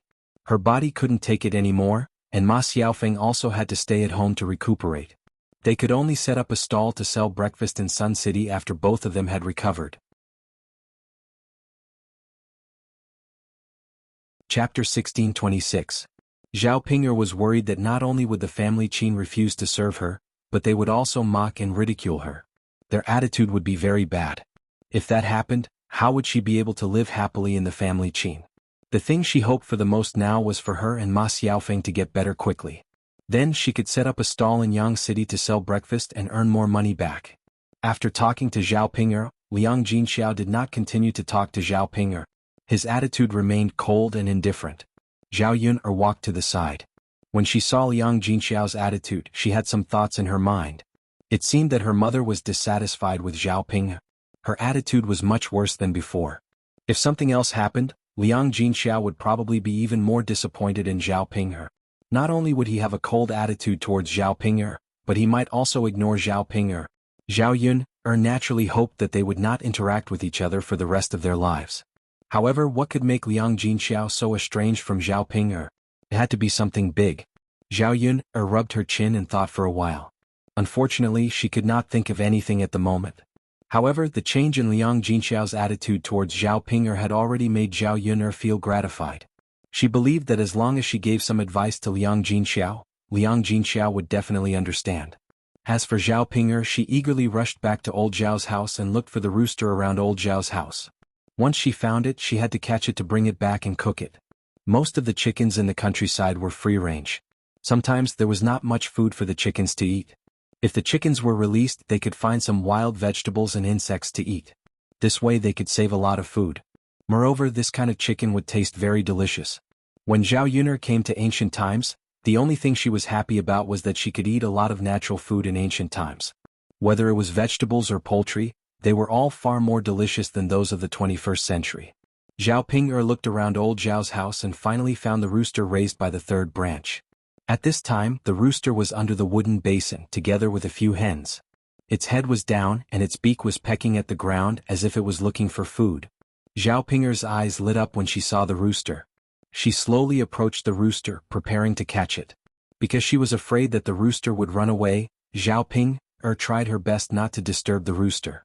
Just as he was about to reach the rooster heard the noise and prepared to flee. Zhao Ping was afraid that if the rooster ran away she would be caught again, so she rushed towards the rooster. The rooster opened its wings and flew away, avoiding Zhao Ping's grab. Zhao Ping didn't catch the rooster, but she did a somersault and fell heavily to the ground. She ate a mouthful of dirt with her head down. Pay pay pay. Zhao Ping hurriedly spat out a few times, spitting out the dirt in her mouth. After being tormented like this, Zhao Ping was a little angry and cursed, Why am I so unlucky today? Everyone is bullying me. Now even a rooster is going against me. I have to catch it, pluck all its feathers and braise it to eat. With some difficulty, Zhao Ping got up from the ground. She used her sleeve to wipe her face, and her gaze fell on the rooster not far away. The rooster seemed to have sensed danger, and its footsteps were very messy as if it didn't know where to go. Chapter 1627. However, to Zhao Ping's disappointment, when she pounced on it again, the rooster ran away again. The rooster seemed to have received a huge shock, and it flew up to the tree branch. Looking at the tall tree, Zhao Ping stood under it, her heart filled with despair. She couldn't catch it on the ground, and now that the rooster had flown up the tree, it was even more impossible to catch it. Zhao Ping couldn't help but vent her anger. Standing under the tree, she scolded, "You stinky chicken, hurry up and come down. If you don't come down, I'm going to climb up there." Hearing Zhao Ping's dangerous words, the rooster couldn't understand. However, Zhao Ping's voice was very loud, and it frightened the rooster. The rooster crowed incessantly on the tree. Zhao Ping became even angrier. "I told you to come down, but you didn't listen. What are you chirping about? Do you think I'll let you go and not eat you if you keep chirping like that? Let me tell you, don't even think about it. If you come down earlier, I can make you suffer a little more. Otherwise, when I catch you, I'll slowly torture you to death." The rooster cried out a few more times on the tree. At this moment, there was no one watching. If there was someone watching, they would probably think that Zhao Ping was crazy. How could an animal understand what she was talking about? The result of an animal not being able to understand human language was that any kind of terrifying threat would be useless. Zhao Ping stood under the tree angrily. "You stinky chicken, you're not being kind. Do you think you'll be fine after hiding from me on the tree? Let me tell you, I'll catch you today. If you don't come down, I'll guard this tree until you come down. I don't believe that you can stay on the tree forever." At this time, Liang Jinxiao saw that Zhao Ping hadn't come back for a while, so he went out to look for Zhao Ping. Although he was angry at Zhao Ping, he thought that Zhao Ping was pregnant. If the child in her belly was hurt, it would be a big problem. When he found Zhao Ping, he saw Zhao Ping standing under the tree. The rooster was on the tree, and it was crying out as if it was greatly frightened. Liang Jinxiao saw the situation and frowned. He said to Zhao Ping, "Since the rooster has run up the tree, I don't think we can catch it today. Let's forget it." Zhao Ping felt that Liang Jinxiao must be reluctant to let the rooster go. She was afraid that if she missed this opportunity, it wouldn't be easy to eat it next time. She stubbornly refused. "No, mother, I must catch this chicken today." Liang Jinxiao saw that Zhao Ping began to be willful again, and he was displeased. "You child, why do you have to be so stubborn? You can't catch it, but you still want to catch it. It's a waste of effort." Zhao Ping pursed her lips and said, "Mother, it's a waste of effort. It's my effort that's wasted, not yours. What are you worried about?" Liang Jinxiao found that he couldn't win against Zhao Ping. This child just wouldn't listen to him. No matter how much he said, it would be useless, so he might as well not say anything. He calmly replied to Zhao Ping, "If you want to catch it, then catch it." Even if Zhao Ping insisted and waited to catch it, Zhao Ping wouldn't be able to catch it. After all, the rooster had flown up the tree. How could Zhao Ping catch it?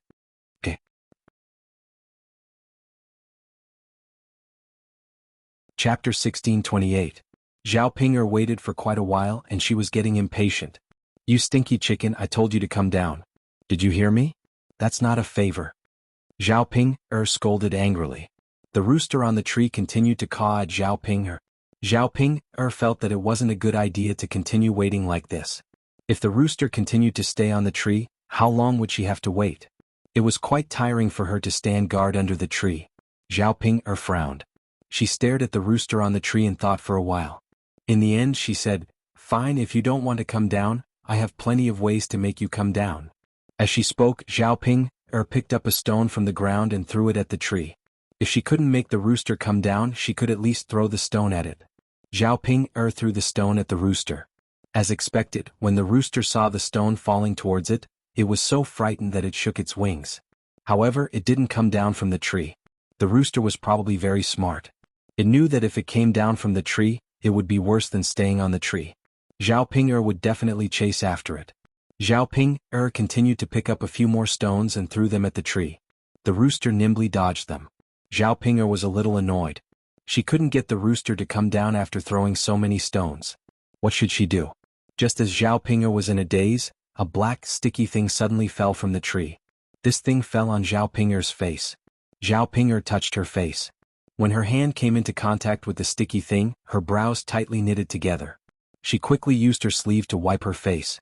She rubbed her hand on the ground to get rid of the sticky thing. However, when she smelled it again, it still smelled bad. Zhao Ping'er felt a wave of nausea rising from her stomach. She retched and cursed at the rooster on the tree. "Smelly chicken, you've got guts. You actually dared to shit on me. I think you're tired of living. Come down, hurry up and come down." Zhao Ping'er stomped her feet angrily under the tree, but there was nothing she could do. He had scolded him and smashed him with rocks, but the rooster still refused to come down. Zhao Ping'er thought for a moment, then pointed at the big rooster and said, "Just you wait. I'll climb up and catch you now. Let's see where you can run to." With that, Zhao Ping'er rolled up her sleeves and prepared to climb the tree. As a child, Zhao Ping'er often climbed trees, so she had some skills in climbing trees. However, after she grew up, she did not continue to climb trees. With the foundation battle experience from when she was a child, she should not be too bad at climbing trees. Zhao Ping'er tried to climb. Although it was a bit difficult, after climbing halfway, Zhao Ping'er suddenly fell down. The tree trunk was still a bit slippery. In addition, Zhao Ping'er's body was heavy, so she slid down from the tree. She wanted to climb up again, but she could not climb up again. This fall was not light. It hurt so much that Zhao Ping'er gritted her teeth. Today she did not catch the rooster. Instead, she got injured all over. It was really not worth it. Zhao Ping'er's but was already seriously injured when she fell to the ground because of Wuxia's push. This time it was one disaster after another. Zhao Ping'er was in so much pain that a layer of cold sweat appeared on her forehead. I'm so angry. I'm so angry." Zhao Ping'er struggled to get up and cursed. Chapter 1629. Zhao Ping'er staggered back. With every step she took, she felt the wound on her buttocks tug painfully. This was even more unbearable than when Xiao He had bitten her. The most painful part was that the original wound had not healed yet. Now the wound was getting worse. Now, not only was it painful, but there was also a heart-wrenching itch in the midst of the pain. Zhao Ping'er felt really uncomfortable. Mother, Zhao Ping'er yelled for Liang Jinxiao the moment she returned to old Zhao's courtyard. Usually, whenever she had a minor illness or pain, she would count on Liang Jinxiao to take care of her. This time was no exception. When she arrived at old Zhao's courtyard, Zhao Yun also came over. Zhao Yun and Liang Jinxiao were busy working together. The two of them were chattering away, but she did not know what they were talking about. When she got closer, she heard that Zhao Yun was going to organize a banquet tomorrow and was discussing with Liang Jinxiao about tomorrow's matters. The two of them were talking and laughing, not paying attention to her at all. Zhao Ping'er looked at Liang Jinxiao in dissatisfaction. She had called out so many times, but Liang Jinxiao did not respond to her at all. Instead, he was talking and laughing with Zhao Yun.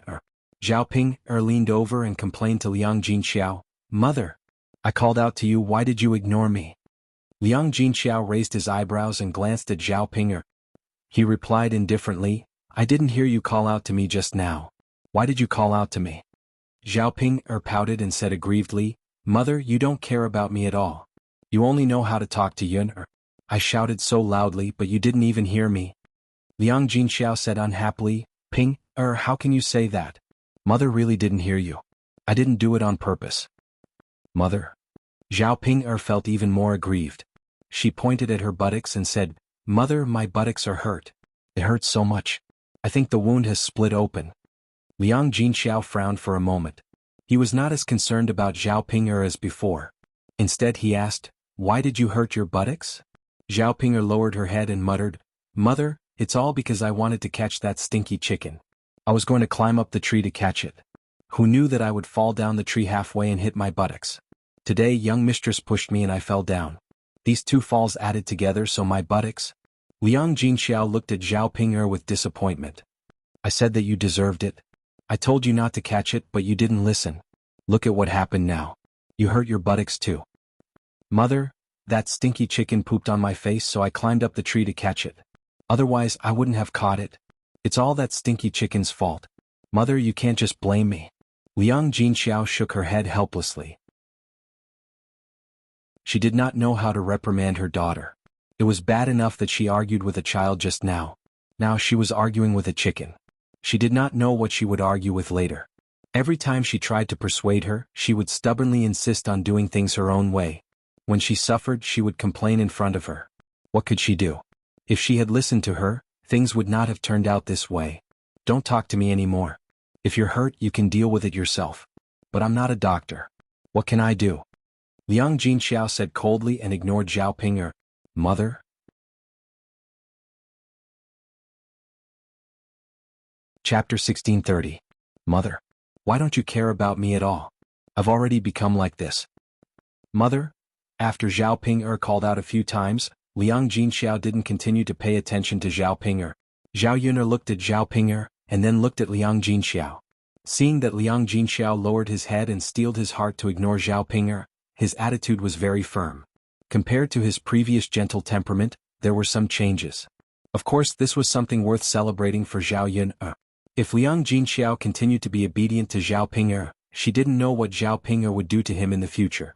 If this continued, it wouldn't be a good thing for her. After all, if Liang Jinxiao happened to live with her in the future, what would be the point of dragging Zhao Ping'er along? After Zhao Ping'er called out a few times, she was so angry that she stomped her feet. Mother, how can you be like this? Zhao Yun's mouth curved into a smile and she said sarcastically, Ping'er, what you said is really heartless. Don't tell me that mother doesn't care enough about you? This time you looked for trouble and hurt yourself. What can I do to you? Could it be that your butt is injured and you want mother to treat your wound? Or do you want Nyang to do something for you? Zhao Ping'er angrily glared at Zhao Yuner, and then reprimanded Zhao Yuner. Zhao Yuner, don't get in the middle and sow discord between me and mother. I'm just speaking the truth. Ping'er, you're already an adult but you're still making people worry. Every day you make mother do this and that for you. Which married daughter would rely on her maternal family like this? You're probably the only one. Not only are you ungrateful but you're also scolding mother. You're bringing others to judge and see if they're only talking about you. You? Zhao Yuner, don't talk nonsense. When did I say that mother is bad? You're deliberately saying this to make mother angry and ignore me, right? Zhao Yuner only found it laughable. She scratched her ear and a faint smile hung on her lips. When did I talk nonsense? Didn't you just say that mother doesn't care about you at all? Mother and I both heard it. Is there something wrong with our ears? After Zhao Yuner's words, Liang Jinxiao's frowned, his expression didn't look too good. Think about what Zhao Ping'er just said. If she did not take care of him properly, she would say that she was in the wrong and did not care. No family's daughter would be like this. Her words really made one feel bitterly disappointed. It seemed that all her efforts didn't fall into Zhao Ping'er's eyes.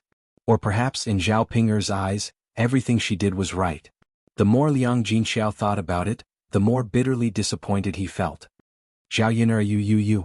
Zhao Ping'er was so angry that she pointed at Zhao Yuner. However, she couldn't argue with Zhao Yuner, so she was speechless when Zhao Yuner refuted her. Liang Jinxiao's cold voice sounded again. Ping'er, don't make a fuss. Hurry up and go back to your room. You're making my head hurt. Mother? Why aren't you going back? Don't tell me you don't want to eat lunch? Or is your injury not painful enough? Zhao Ping'er pursed her lips, feeling wronged. I'll go back to my room. Before entering the room, Zhao Ping'er glared hatefully at Zhao Yuner. If Zhao Yuner wasn't in front of her mother's heart might have softened. Chapter 1631.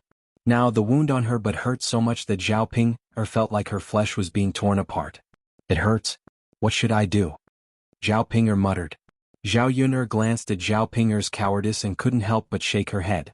No one could stand Zhao Ping'er. Only Liang Jinxiao, her mother, had the patience to talk to Zhao Ping'er.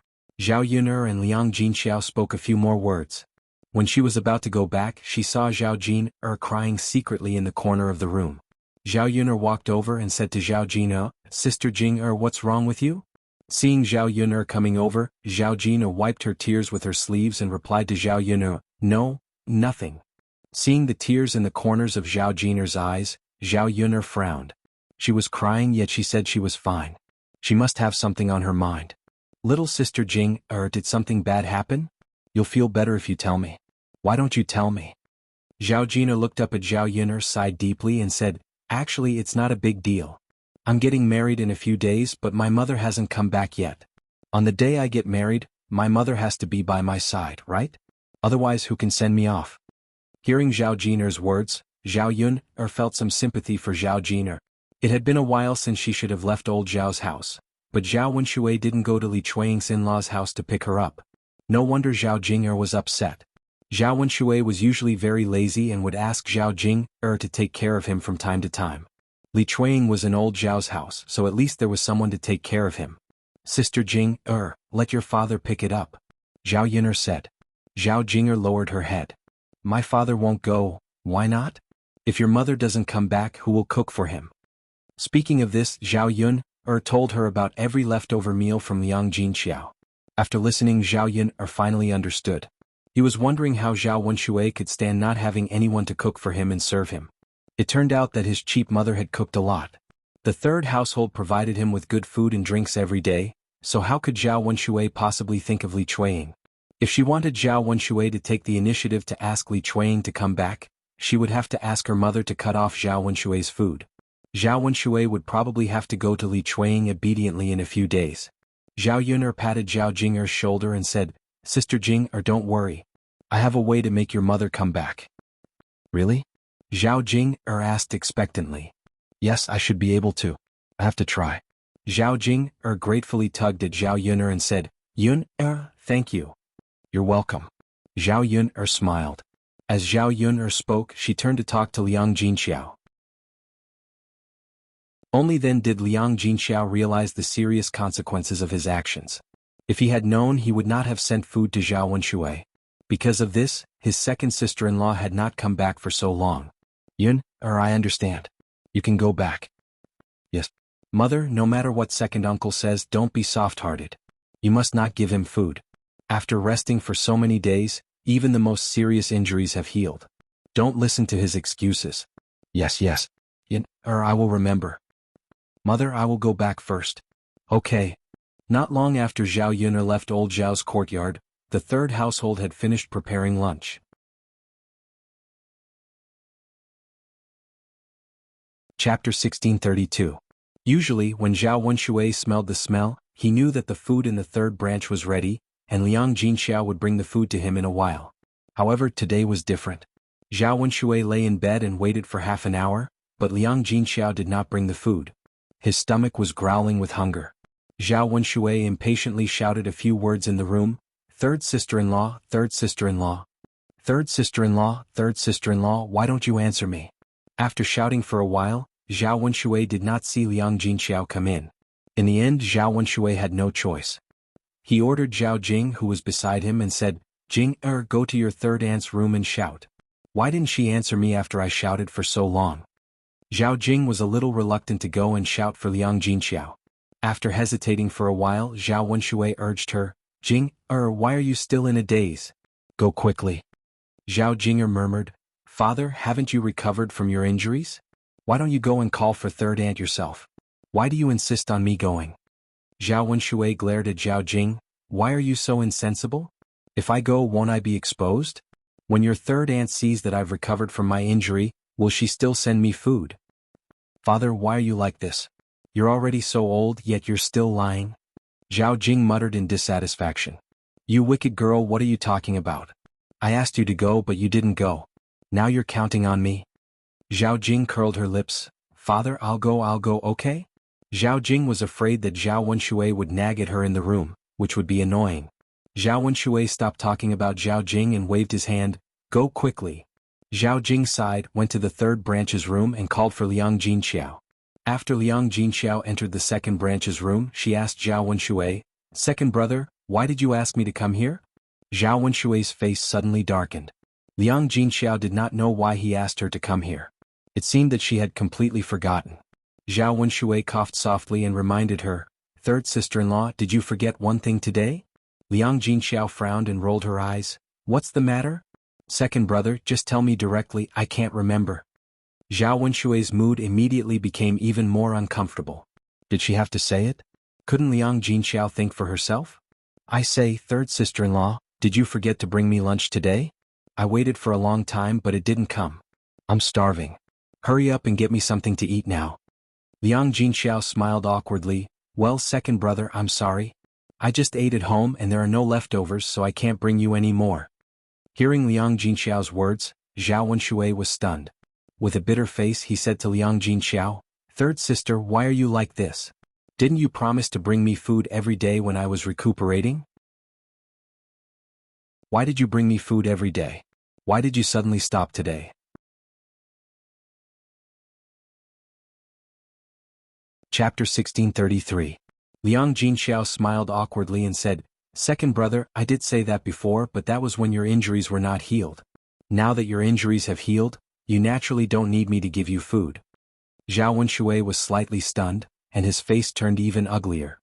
He stuttered back to Liang Jinxiao, "Third sister-in-law, what nonsense are you talking about? When did my injuries heal?" Liang Jinxiao chuckled and said, "Second brother? Your injuries haven't healed yet? But yesterday I clearly saw you go to the toilet very smoothly. There's nothing wrong with you at all." Zhao Wenshui twitched the corner of his mouth and said, "That's only on the surface. There are still wounds on my body that haven't healed. You can't see them, but in fact I'm still injured." "Second brother, Dr. Sun said that Ping Er is fine with such serious injuries. Your injuries are much lighter, so how can it be that you haven't healed yet? Besides, I'm moving to Yuner's new house in 2 days. When I'm not in old Zhao's courtyard, even if your injuries are really fine, I can't bring you food anymore. I can't travel so far to bring you food, right? Third sister-in-law, you're obviously going back on your words." Zhao Wenshui looked dissatisfied and argued with Liang Jinxiao. Liang Jinxiao didn't want to talk more with Zhao Wenshui. "Second brother, I've taken care of you for so many days. I've done what I should do, so I can't always serve you. Second brother, I think you should bring second sister-in-law back. With second sister-in-law taking care of you, she'll definitely do better than me." With that, Liang Jinxiao ignored Zhao Wenshui and directly left the second branch's room. Looking at Liang Jinxiao's back as he left, Zhao Wenshui was so angry that he couldn't speak for a while. Zhao Jing watched from the side, thinking that her father wouldn't be able to hold on for a few days before bringing her mother back. Third sister-in-law is too much. If she doesn't give me food, then where can I go to get it? Zhao Wenshui stomped his feet. He was very hungry now, and if he didn't eat, he wouldn't be able to stand it. "Father, how is third aunt too much? It's good enough for her to bring you food for so long. Now that your injuries have healed, naturally, you shouldn't rely on third aunt anymore." Zhao Jing couldn't help but speak up. Zhao Wenshui's resentful gaze fell on Zhao Jinger. "Why are you siding with an outsider? You only know how to speak for an outsider. Why don't you speak for your father?" Zhao Jinger replied with some grievance, "Father, I was just telling the truth. I didn't mean to speak up for third aunt." All right, I'm too lazy to talk to you. Go to your grandma's kitchen and get me something to eat. I'm starving." Zhao Wenshui urged Zhao Jing. Zhao Jing frowned and looked troubled. "Father, I've already had lunch. Grandma didn't have any leftovers. If you want to eat, you have to wait until evening." Zhao Wenshui suddenly broke down. "What? You said your grandma also finished eating? Is she okay at all? It's good to have rice balls to fill the stomach." "Father, there's really no leftovers," Zhao Jing said. Zhao Wenshui's face was bitter as he muttered, "Really, she didn't leave any for me? Then what should I do? When will I be able to eat it at night? What should I do when I'm so hungry? I'm so angry."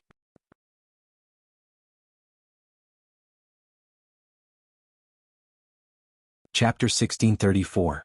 Zhao Wenshui shook his head firmly and said, No, your mother ran away by herself. If I go and pick her up, how embarrassing would that be? If I pick her up later, won't I have to do whatever she wants?" Zhao Jinger smiled bitterly and said, "Father, why do you care about face at this time? Mother's return is the most important thing. Father, I don't want to say this, but we can't do without mother." Zhao Wenshui didn't listen to Zhao Jinger and said, "I say girl, all you care about is your mother. Do you want to anger me to death?" Zhao Jinger saw that Zhao Wenshui was really angry, so she didn't continue. She had to find an opportunity to talk about this matter slowly. Now that Zhao Wenshui didn't listen, it was useless no matter how much she tried to persuade him. Finally it was night time. Zhao Wenshui, with a hungry stomach, hurriedly urged Hua Chunhua to cook. When people were hungry, it was easy to feel dizzy. The feeling of an empty stomach was very uncomfortable. Hua Chunhua saw that Zhao Wenshui was eating with her at this time, so she was very dissatisfied. When the meal was finally ready, she called Zhao Wenshui over to eat. Zhao Wenshui, however, became picky about the food. "Mother, why did you put so little oil in this dish? It's tasteless. It's not delicious at all. It's a waste of food." Even if you're saving money, you don't have to be so reluctant, right? And this dish, you only put a little bit of salt. It's too bland. It doesn't taste good in the mouth. I can't swallow it. And this? It wasn't that Huo Chuanhua's dishes were worse than usual, but Zhao Wenshui was used to the food sent by Liang Jinxiao. When he came to eat Huo Chuanhua's dishes, he couldn't get used to it. After all, the food of the third branch was rich in oil and tasted good. Huo Chuanhua's dishes were far inferior. Because of the comparison and the difference, Zhao Wenshui started to be picky about the food while eating. Seeing Zhao Wenshui blabbering on, Huo Chuanhua was a little annoyed. She replied to Zhao Wenshui unhappily, "Wenshui, are you done picking?" After being scolded by Huo Chuanhua, Zhao Wenshui was shocked. He pouted and said, "Mom, I was just saying. I was just telling the truth." His little sister had received so many betrothal gifts when she got married, so why should he save and not spend them? What's wrong with our family eating more delicious food? People should enjoy life. If you don't enjoy it now, you won't be able to enjoy it in a few years. Zhao Wenshui's words meant that he shouldn't bring anything with him when he died. If he had money in his hands, he should enjoy it while it was still early. However, in Huo Chuanhua's ears, Zhao Wenshui said that she would die in a few years. Huo Chuanhua felt angry when she heard such an unlucky thing. "You stinking brat, do you want your mother to die? What good will it do you if I die? You're still thinking about your little sister's betrothal gifts. I saved them so I can do whatever I want with them. It's good enough that I cooked for you and let you eat, but you're still being picky. Do you think I have to feed you for nothing? Don't come to my place to eat tomorrow. If you don't have anything to eat, it has nothing to do with me even if you starve to death. In any case, I won't serve you anymore." "Mom, Zhao Wenshui anxiously tried to persuade Huo Chuanhua. "Mom, this won't do. Where else can I eat besides you? Don't be angry with me. Is that okay?"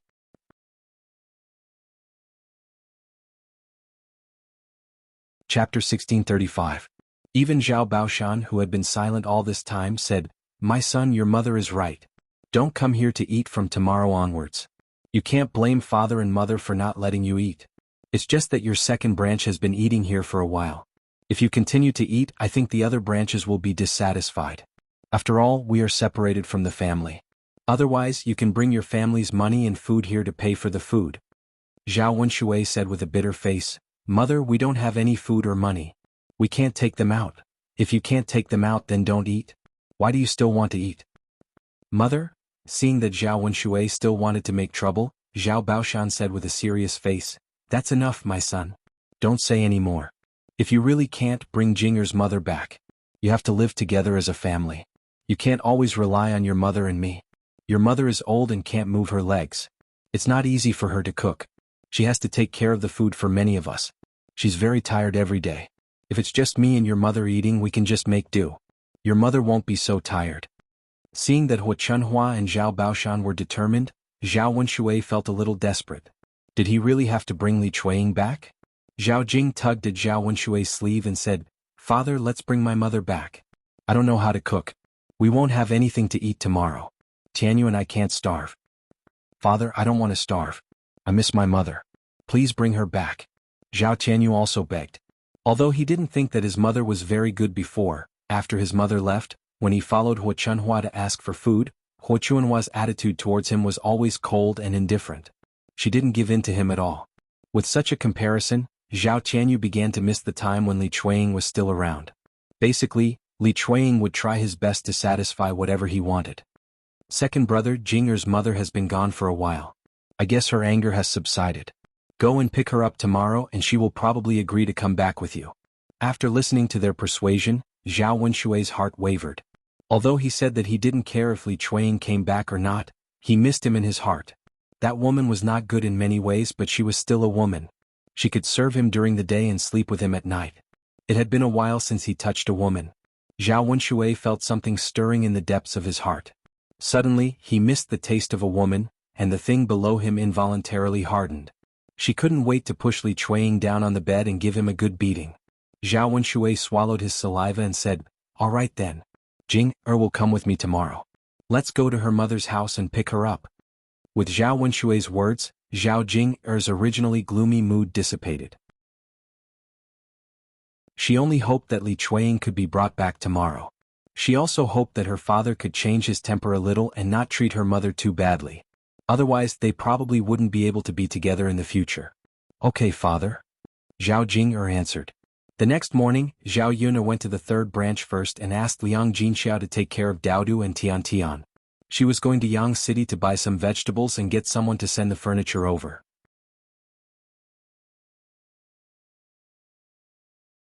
Chapter 1636. Don't worry, Yun'er, I'll take good care of Tian Tian. Okay then, mother, I'm leaving. Zhao Yun'er and Mulan went to Yang City together. The two families had finished building the house together. However, Mulan's family hadn't scattered candy yet. Today they were going to the town to buy candy and some groceries. The family would have a good meal as a celebration. After all, building a new house was a big deal to the villagers. The two of them soon arrived at Yang City. Zhao Yun'er and Mulan went to buy some groceries first. They had just set up the stall in the morning, so many of the dishes were still fresh. Zhao Yun'er bought a fish, 2 pounds of meat, a duck and some vegetables. The duck was an old duck that was several years old, so it was better to stew it in soup. Cold duck soup was the most suitable to drink in this season as it could cool down one's body heat. As for the other dishes, as long as there was meat, they were considered sumptuous in this era. Compared to Zhao Yun'er, Mulan was much more frugal. She only bought 1 pound of meat and a fish. River prawns and fish in ancient times were cheaper. After all, they didn't have much fat and oil, so the people didn't regret eating them. When they arrived at the market, they coincidentally bumped into the weirdo from Mulan's maiden family. Mulan saw her father, Mulan, and her nanny, old lady Mu, from afar. Beside them was a woman in her 30s. She wasn't very old, probably only 10 years older than Mulan. However, she was chubby and had more pockmarks on her face, which made her look a little disgusting. This chubby woman in her 30s walked together with Mu Dade. The two of them seemed very close while old lady Mu walked in front. Mulan stared at the three of them and was slightly stunned. She stopped in her tracks. The few of them were not far in front of her. They were buying groceries at the market. When they arrived at the meat stall, they looked around and didn't know whether to buy or not. Old lady Mu was talking to the butcher, probably discussing the price. Seeing that Mulan had stopped, Zhao Yun'er asked Mulan, "Sister-in-law Mulan, what's wrong with you?" Mulan looked a little downcast. She pointed at the three people in front of her and said, "Yun'er, that's my father and grandmother."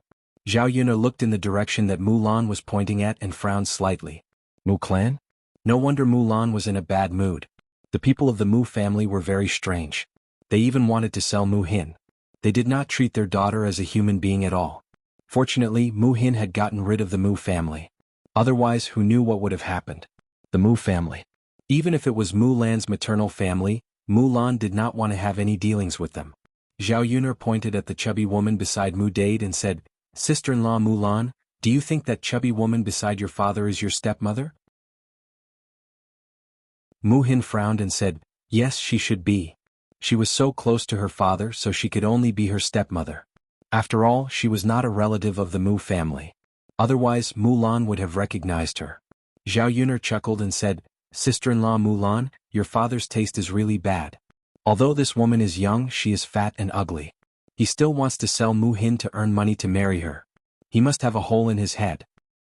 You're tuning in to the Han Li's Wuxia Chronicles YouTube channel. We're so grateful for your support, and don't forget to subscribe to join us on this incredible journey through captivating stories. Your generosity through donations truly makes a world of difference, as it's the primary source of revenue that allows me to expand and enhance this channel for you. Thank you from the bottom of my heart for being a part of this adventure.